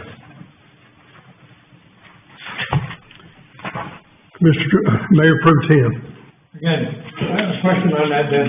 If we do have the final numbers, kind of before we go approving this whole deal, those final numbers can be added to the total cost of the building, And if we're gonna put $3 million in cash, and then we're borrowing the rest, that would be borrowed money, not budget money. Yeah, so it would be, the $3 million would be, down payment for the ordinance to move that $3 million to, capital project fund to go towards the construction, and then we will borrow, the remaining.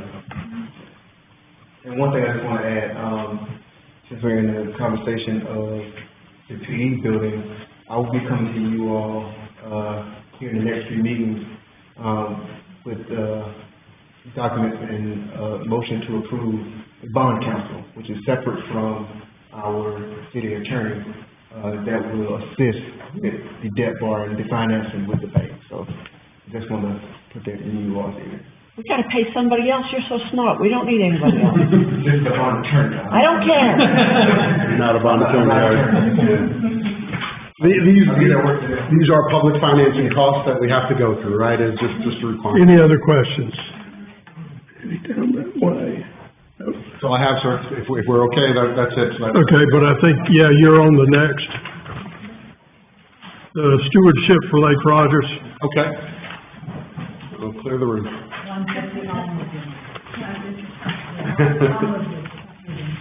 Sorry, I won't, you want to take me there?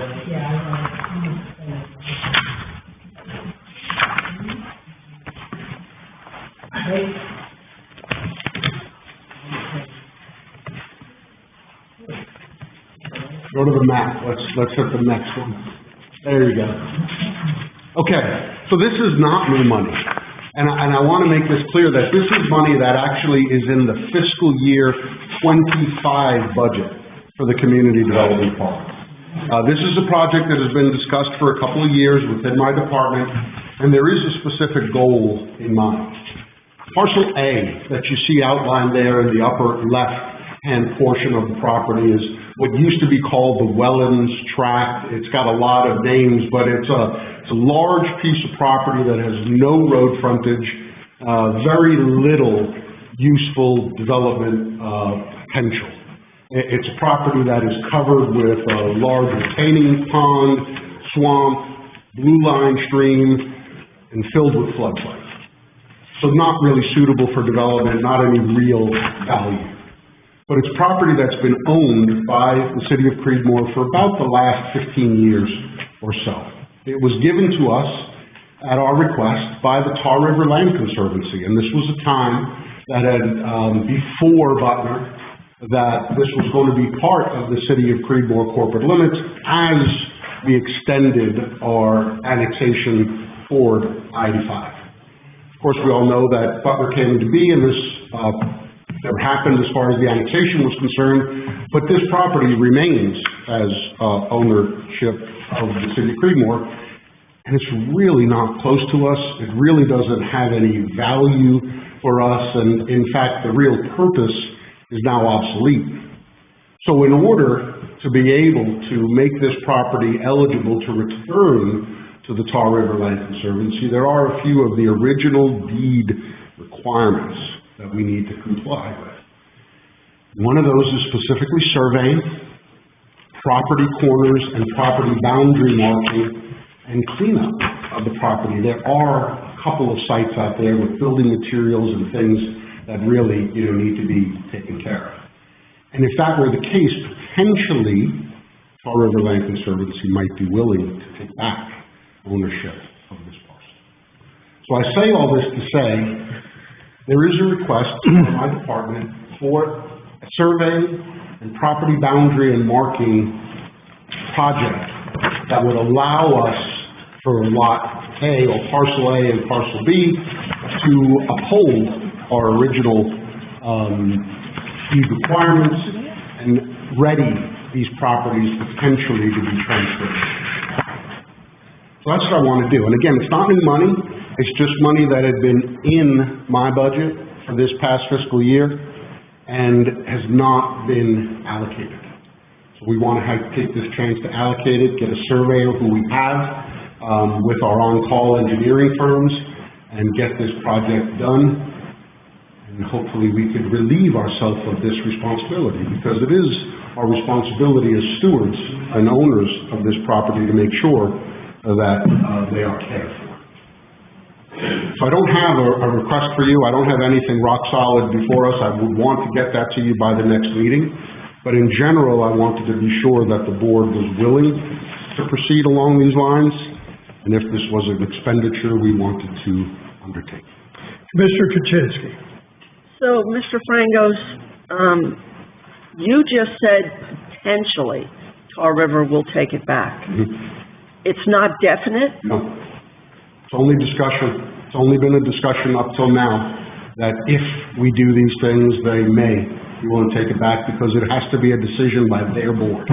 They are an executive board-run organization. It's not just one person's decision. We have to make this decision before the end of this fiscal year because it's in this budget. And if we don't, it's got to be reallocated again. You would have to make another decision next fiscal year, correct?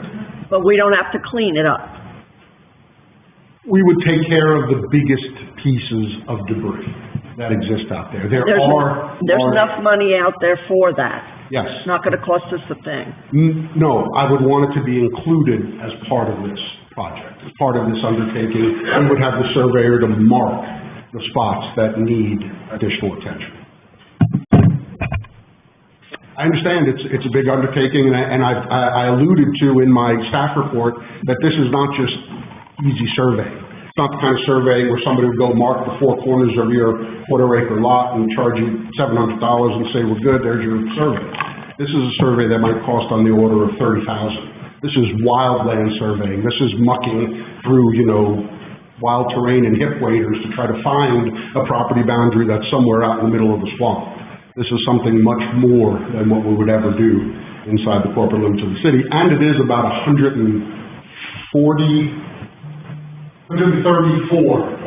acres is parcel one. Wow. So it's a long, long line all the way around that. So you don't want to vote from us tonight? I just kind of want a consensus. I want to know if y'all will support it, and what I would then plan to do is bring back to you a task order at your next meeting, which would be with an amount certain. Mr. Way, any questions?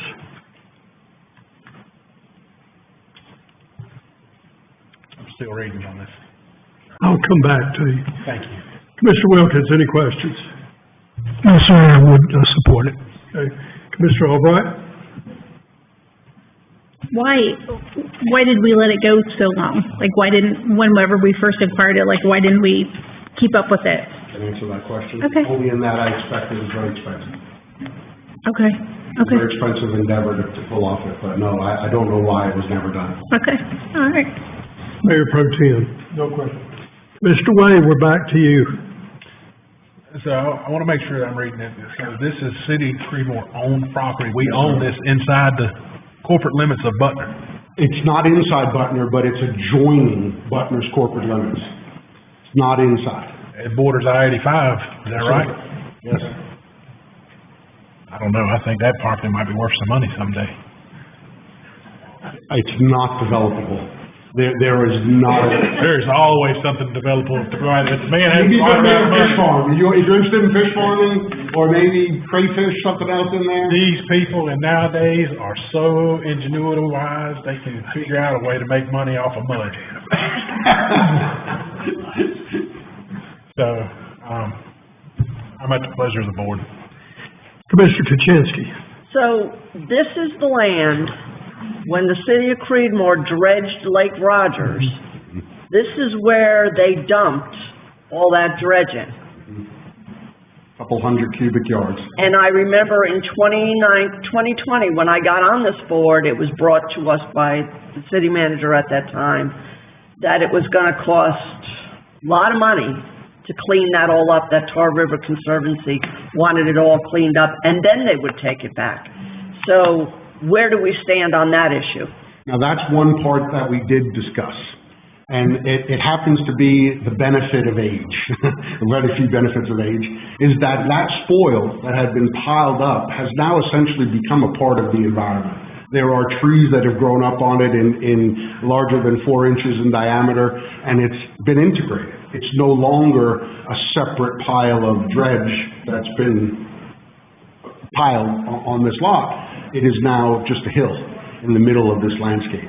So one of the things that we had discussed with the on-site monitor, their stewardship expert, was that at this point, digging it up would cause more damage and cause more disruption than just leaving it be. So that is one of the considerations that they are willing to give us, was that we don't have to relocate that spoil. But that was part of the original agreement. No, it wasn't, because it wasn't then. It wasn't included in the deed, because it wasn't there when we first acquired the property. It came later when the dredge from Lake Rogers happened. Okay, and then they wanted it cleaned up. And they wanted it that. cleaned then. And now we've worked that out. Well, now we've worked that out. God has Like I helped said, us it with changed. that. Okay. Yeah. And that's benefit for us, because certainly that spoil is not something we want to delve into. Like Commissioner Way. Mike, how did we acquire this property to begin with? Tar River Land Conservancy, I believe, gave it to us as part of our proposed annexation effort for when we were looking to acquire that area. So now it's ours to do with what we want. Yes. So if we wanted to sell it, You could sell it, but I doubt there are any buyers for it, because it's not valuable. It's not a piece of high ground with land that could be developed as zero frontage. And there's only one access road. Can't remember the name of the road. It's not even a road, is it? Gosh, I can't read it. What's the one in red, Barbara? Can you zoom in on that? Glen Haven Road. That's it, Glen Haven Road. And it's a little dirt path off of Brogdon Road that goes back there. It's not even a public right-of-way, it's a private access road. I might want to buy it for hunting land. Commissioner Albright. So will we save any money if we let it go? We would save the responsibility of stewardship, in my mind, because I'm fearful about what could happen out there, because again, this is land that we own. So the idea that somebody might try to deface it, there might be some nefarious activities that take place, maybe somebody would park. No. Dump bodies out there. Dump bodies out there was something I maybe didn't want to say. Do we pay taxes on that land? We don't. We do not. No, we are the city of Creedmoor. We own. All right, at this time, Commissioner Wilkins, I think I got your vote. Commissioner Albright, you good with us doing this? Mayor Pro Tem, Commissioner Kuczynski? Sure. Commissioner Way? I think it's a waste of money. Consensus has, go ahead. All right, I will be back to you next meeting. Thank you all. Thank you. Mayor Pro Tem, City Manager. One thing I wanted to point out to the board was, like Mike said, this has been on his budget or schedule for several years. And since it was not funded in the FY '26, I wanted to be sure the board was aware that this project was gonna go away, and we wanted to have this discussion tonight to be sure the board wanted to proceed with this before the funds elapsed. And I wanted your take on that before we did anything, before we just went ahead and let it go. So that's why I came to you. We did check with the city of, town of Butner, Jordan McMillan, the Butner manager, and they had no interest in the property. We thought maybe trails or something over in Butner, since it's outside of our city limits, but they were not interested in the property either. So just wanted to add that to the conversation. Mike, as always, good job, thank you. All right, now this goes against my normal rules, and I apologize to Manny for this, because he came in late one time and I wouldn't let him speak, but out of my deep respect for the HRC committee, I'm gonna ask Reverend John Gooch to come up and do his report now. Good evening to all of you. I apologize for my lateness.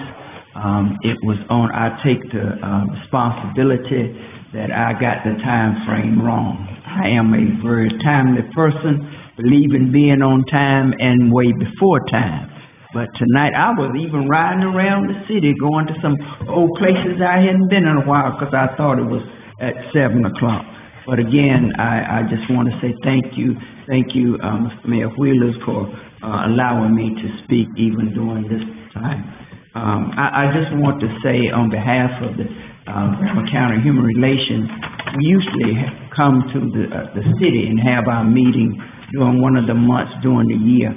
but we've, changed it this year, so I am personally, as chairperson, going to all the commissioners, and just making a brief statement, as we move forward. One of the things that, has crossed our minds, we want to, see if there will be could be a, talk of, communication with the city of Creekmore. Over the last few years, I know that we know that you all have the Martin Luther King breakfast on the same time that the Graham County Human Relations, have their, Martin Luther King breakfast. And it has caused some conflict, even though many might not recognize it, people, the, splitting, coming to one, some going to the other. And our desire is that we bring everybody back together. We're trying to form a plan where we can, get a larger venue, where we can come together as one body, that we can show people that we all stand together. There are some people that say that the county is divided on this Martin Luther King thing because Creekmore has theirs, and then the Graham County Human Relations has theirs. And as chairperson, I stand in the middle of that, and I say, well, then we just does not have, any say-so of, what Creekmore do or any other commission do. But I would like to see if we can have a joint, conversation about, doing it at a large vendor where, we could have the commissioners, we could have police officers and the sheriff department, present there, and the mayors of the various cities. And I'm just throwing all this out there. There's nothing, written down or anything, but we would like to have, this conversation with the city of Creekmore, so that we can, move forward and show people that we are together, within the county in which we live. Because people look at us as leaders. They look at you as commissioners. They even look at me as, I'm not up there like you all are, but as part of the human relation, they look at me, they call me out. I ain't be out there on the lawnmower working, they'll stop and holler at me, call me out. But, and that's where I'm at with that. It's really, really, important to that. The other thing is that recently we had a conversation, with, the chairperson of the, State Human Relations Commission, Mr. Gene Troy. It kind of started out, he had a presentation with us. It kind of started out, talking about, fair housing, but it moved forward, further than that. And now they're planning, because of the various things that's going on in various counties, various cities, all the crime and all the, violence that is going on. They're trying to put together, what they call a crisis response. In other words, that, they would come to do a training, with the various peoples of the county to help in case if there is a crisis within the city or within the county, that you know how to respond, help respond to that, situation. Just for an example, recently there, was a crisis there in Colorado where, people got burned and the pipe bombs and all that. And that's still going on. But then where is the response from the community? That's what we ought to be about. That's one of the things that we are hoping to do. And what I'm asking is that as we're working, to try to formulate this, and once we try to get it formulated and get back with Mr. Troy, that you would have at least one or two representatives from this commission that would be able to come. It will be like a 3 or 4 hour training period, and that they would come to the training period, and then you could come back and maybe do some training within your own community. We're in a time where we need to plan ahead, not wait till the last minute till something happens. I know many people look at political situations and circumstances, but we ought to look at crisis situations. We're all human beings. We're all God's children. And our desire, God's desire for us, is to love and to take care of one another. Regardless of the situation, regardless of the circumstances. And that's why I'm here tonight. We need to stand up and be accountable. We need to stand up and be the servant that we have ran on. Those of you who are elected officials, you ran on that I'm going to do this, I'm going to do that. But are you truly doing what you're doing? I'm not calling you out. I'm just saying what I'm saying. And the fact of the matter is, I go back to it again, we're God's children. We did not create ourselves. God looked beyond all of us, created all of us in our mother's womb. And God has blessed all of us with the gifts and the talents that we have, and that you're sitting here serving on tonight. Lastly, we have run into some situations with people not wanting to serve on the human relation or got their name on the board and are not showing up. Sometimes we don't have the number of people to carry out a meeting according to the curriculum, to the bylaws, let me say it that way. And so I put myself out there on the line and say, in order for us to proceed, I'll take the responsibility so we can move forward. So there may be some who might want to consider serving or volunteer.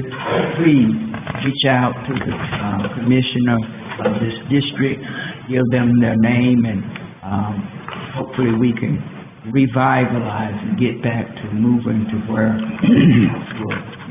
And I thank you again for allowing me to come tonight to say these few words. And again, apologize for my tardiness on tonight. Thank you, sir. Thank you. Questions? Actually, thank you for being here, a little late. It's my pleasure to serve on the Human Relations Committee, and I know when we go to meetings and we're counting numbers. And we have a couple county commissioners here tonight. Thank you for being here. And understand that we do too, how hard it is to get people to step up. And that's the key, getting people to step up, because we are all together in this thing that goes around the world. Yeah. Thank you also very much. Thanks, sir. Thank you, sir. All right, let's see, got that taken care of. We're going to 11D. Our meeting on July 1st, correct? Yes, sir. Is July 4th week. And so I know there's a commissioner going to be out of town, there's a mayor going to be out of town.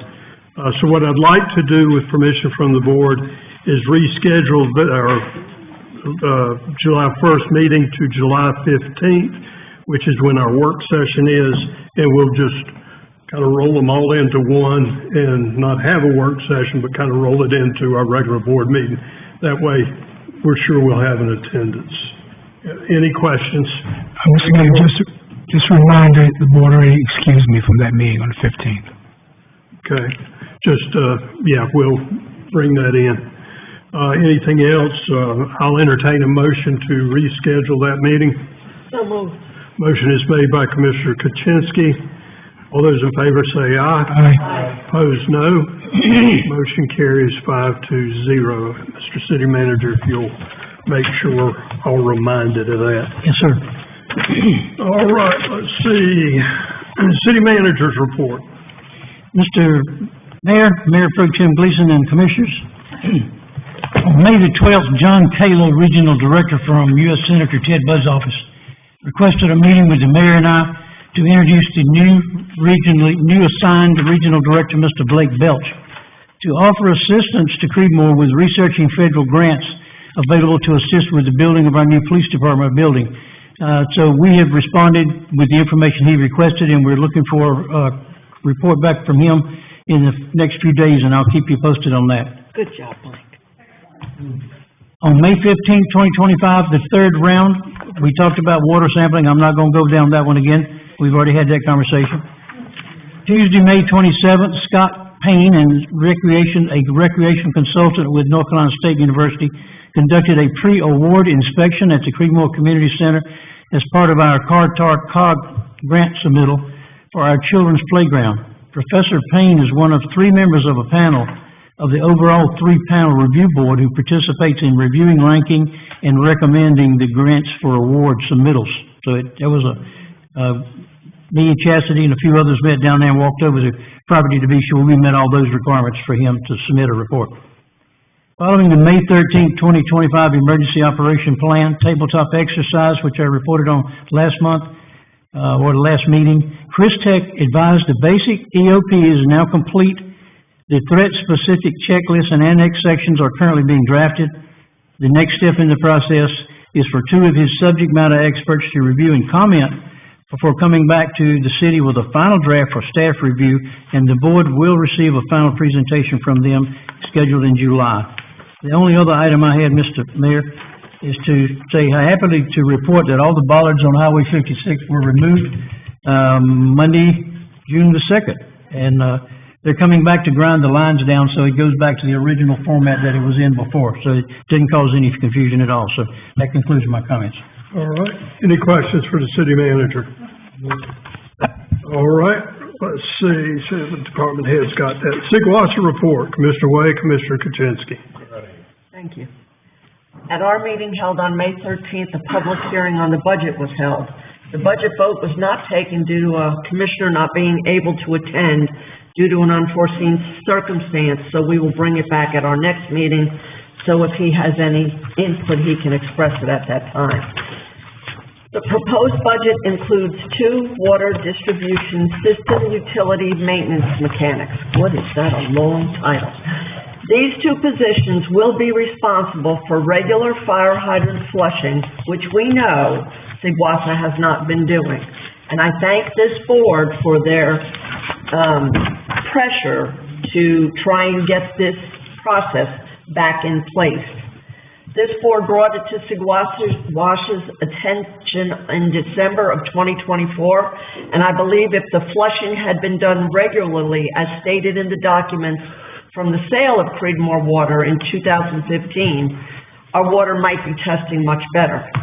I will make the suggestion to the Sigwasa board that if these 2 employees are not hired within 3 months, then I would ask the board to outsource the work until the employees are hired and working. In addition to flushing, these 2 employees will be able to report any hydrants that are not working properly and hopefully get them repaired. Creedmoor fire hydrants need to be flushed regularly and maintained always. The other alternative to this is adding auto flushers to several hydrants in Creedmoor for better water quality, especially at the dead-end piping areas. Maybe we could partner with Sigwasa to make this happen. Brains Crossing was required by this Creedmoor board to put auto flushers in every cul-de-sac where there's dead-end piping. Sigwasa is also working on new design requirements to stop dead-end piping and cause loop piping in all the subdivisions going forward. In addition to this, Sigwasa board has approved the design of a new filtration medium in the water plant, which records or lack of records show that is more than 20 years since this has been replaced, cleaned, or whatever. It must be noted that Commissioner Way did challenge the fact that this was noted 5 years ago and not addressed again until now, when water quality has been on the forefront of everyone's mind. Once this is done, there should be much better water quality, and this procedure will be done on a regular basis going forward of every 5 to 10 years. Our proposed wage adjustment for Sigwasa was 3%, and we still have not had a bid for the CP2 project of the sanitary sewer upgrade. The construction package will need to go out again for bidding, as we only had 1 bid come in on the first try. This may delay the completion of the project and further delay the stormwater, the sewer water situation in the city of Creedmoor. Further, the excess amount of rain we have had recently has delayed some heavy equipment work on the part of the DOT. I have one more update to that. Sigwasa has received the last round of our testing, and I received a phone call this afternoon from the executive director that Seguasa has reached out to Hazen and Sawyer about the test results. Hazen and Sawyer is the company that did the hydraulic model for Creedmoor, and the only thing they came back with on that was that there was no chlorine being put in the Lake Rogers pump station.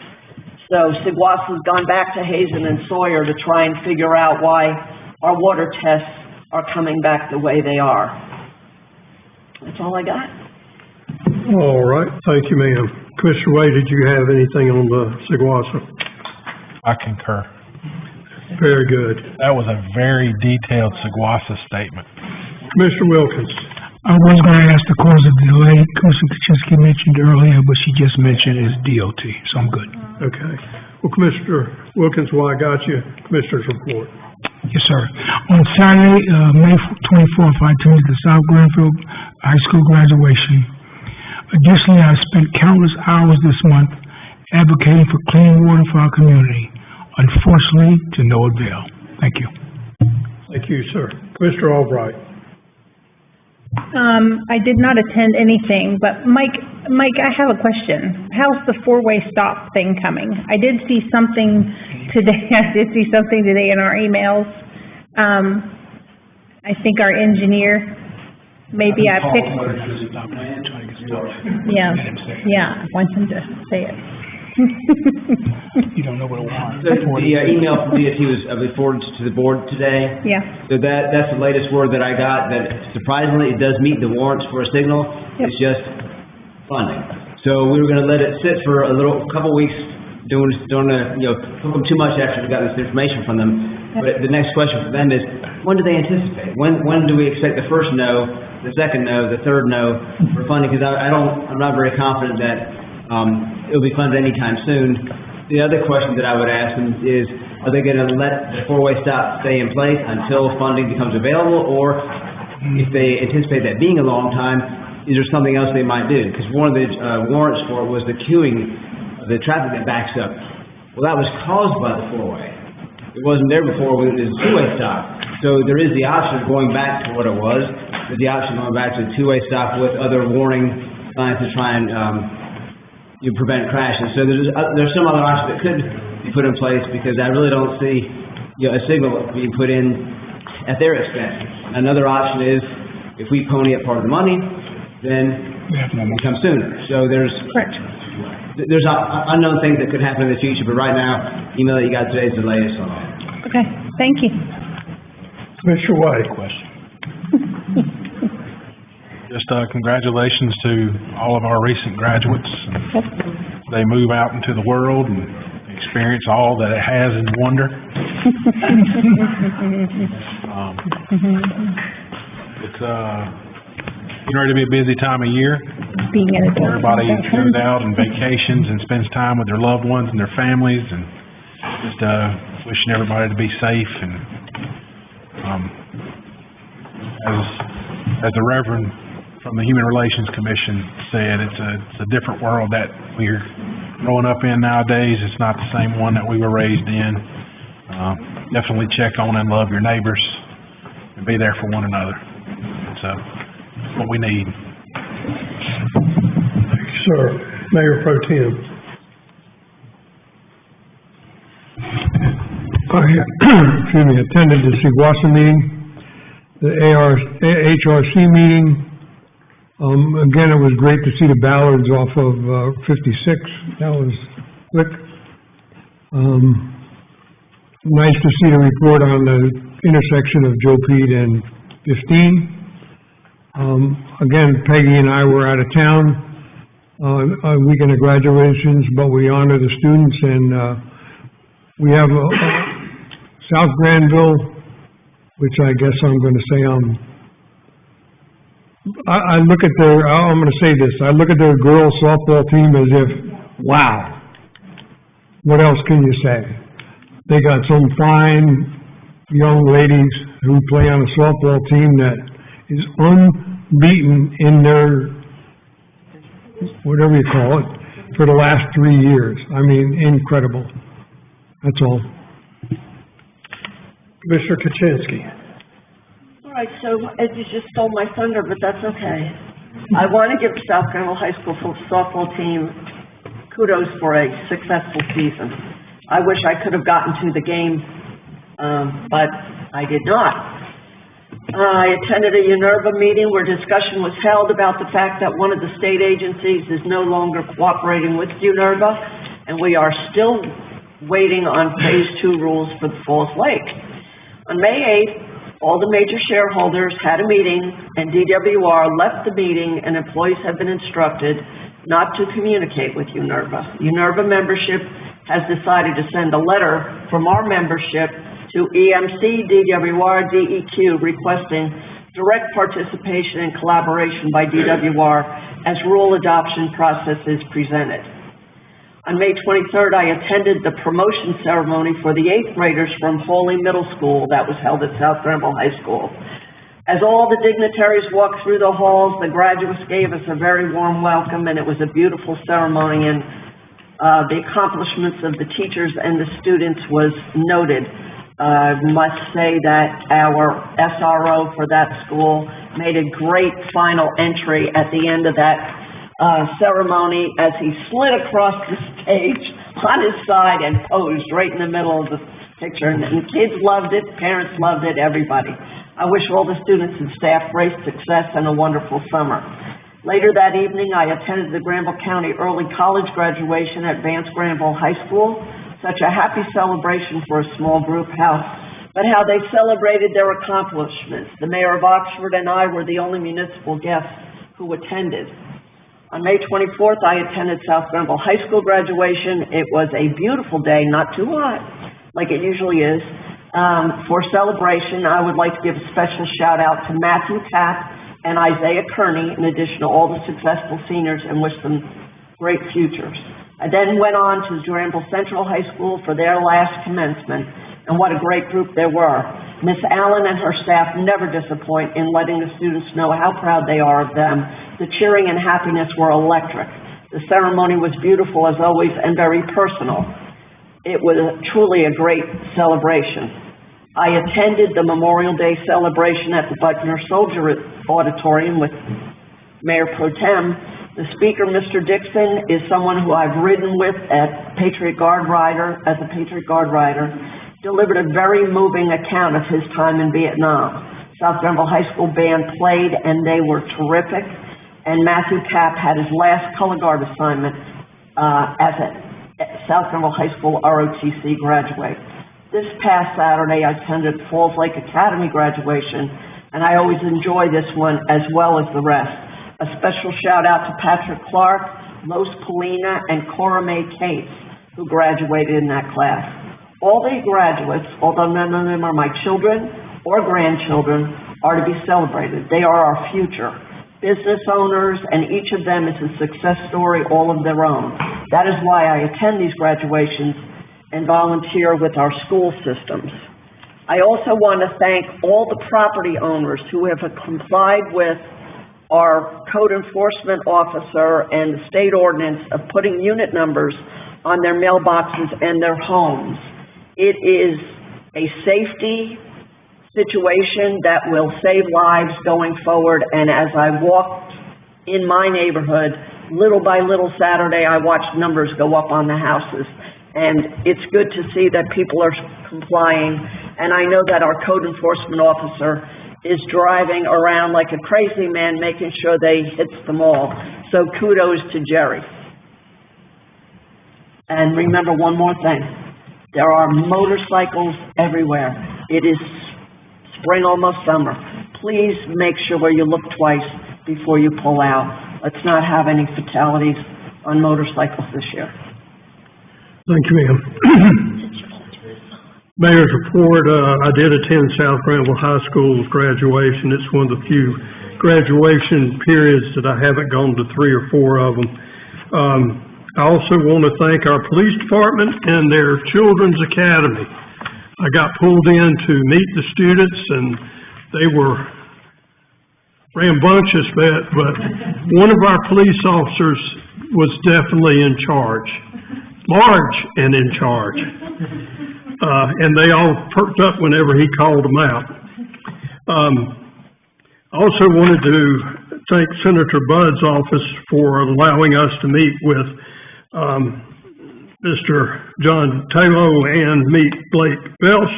I thought it was kind of unusual. We offered to pay for their lunch. They told us they were not permitted to take. In fact, they each had to pay for their own. And I told them that was kind of unique when the president get a $400 million jet and they can't even take free lunch. The president did not get a jet. The United States of America got a jet. Yeah, you keep telling yourself that. Okay.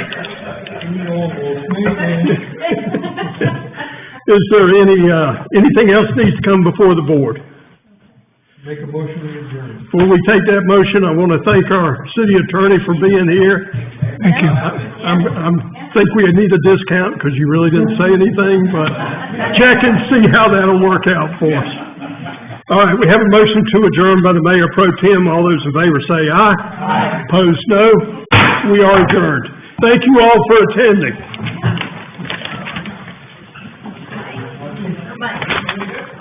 Yeah.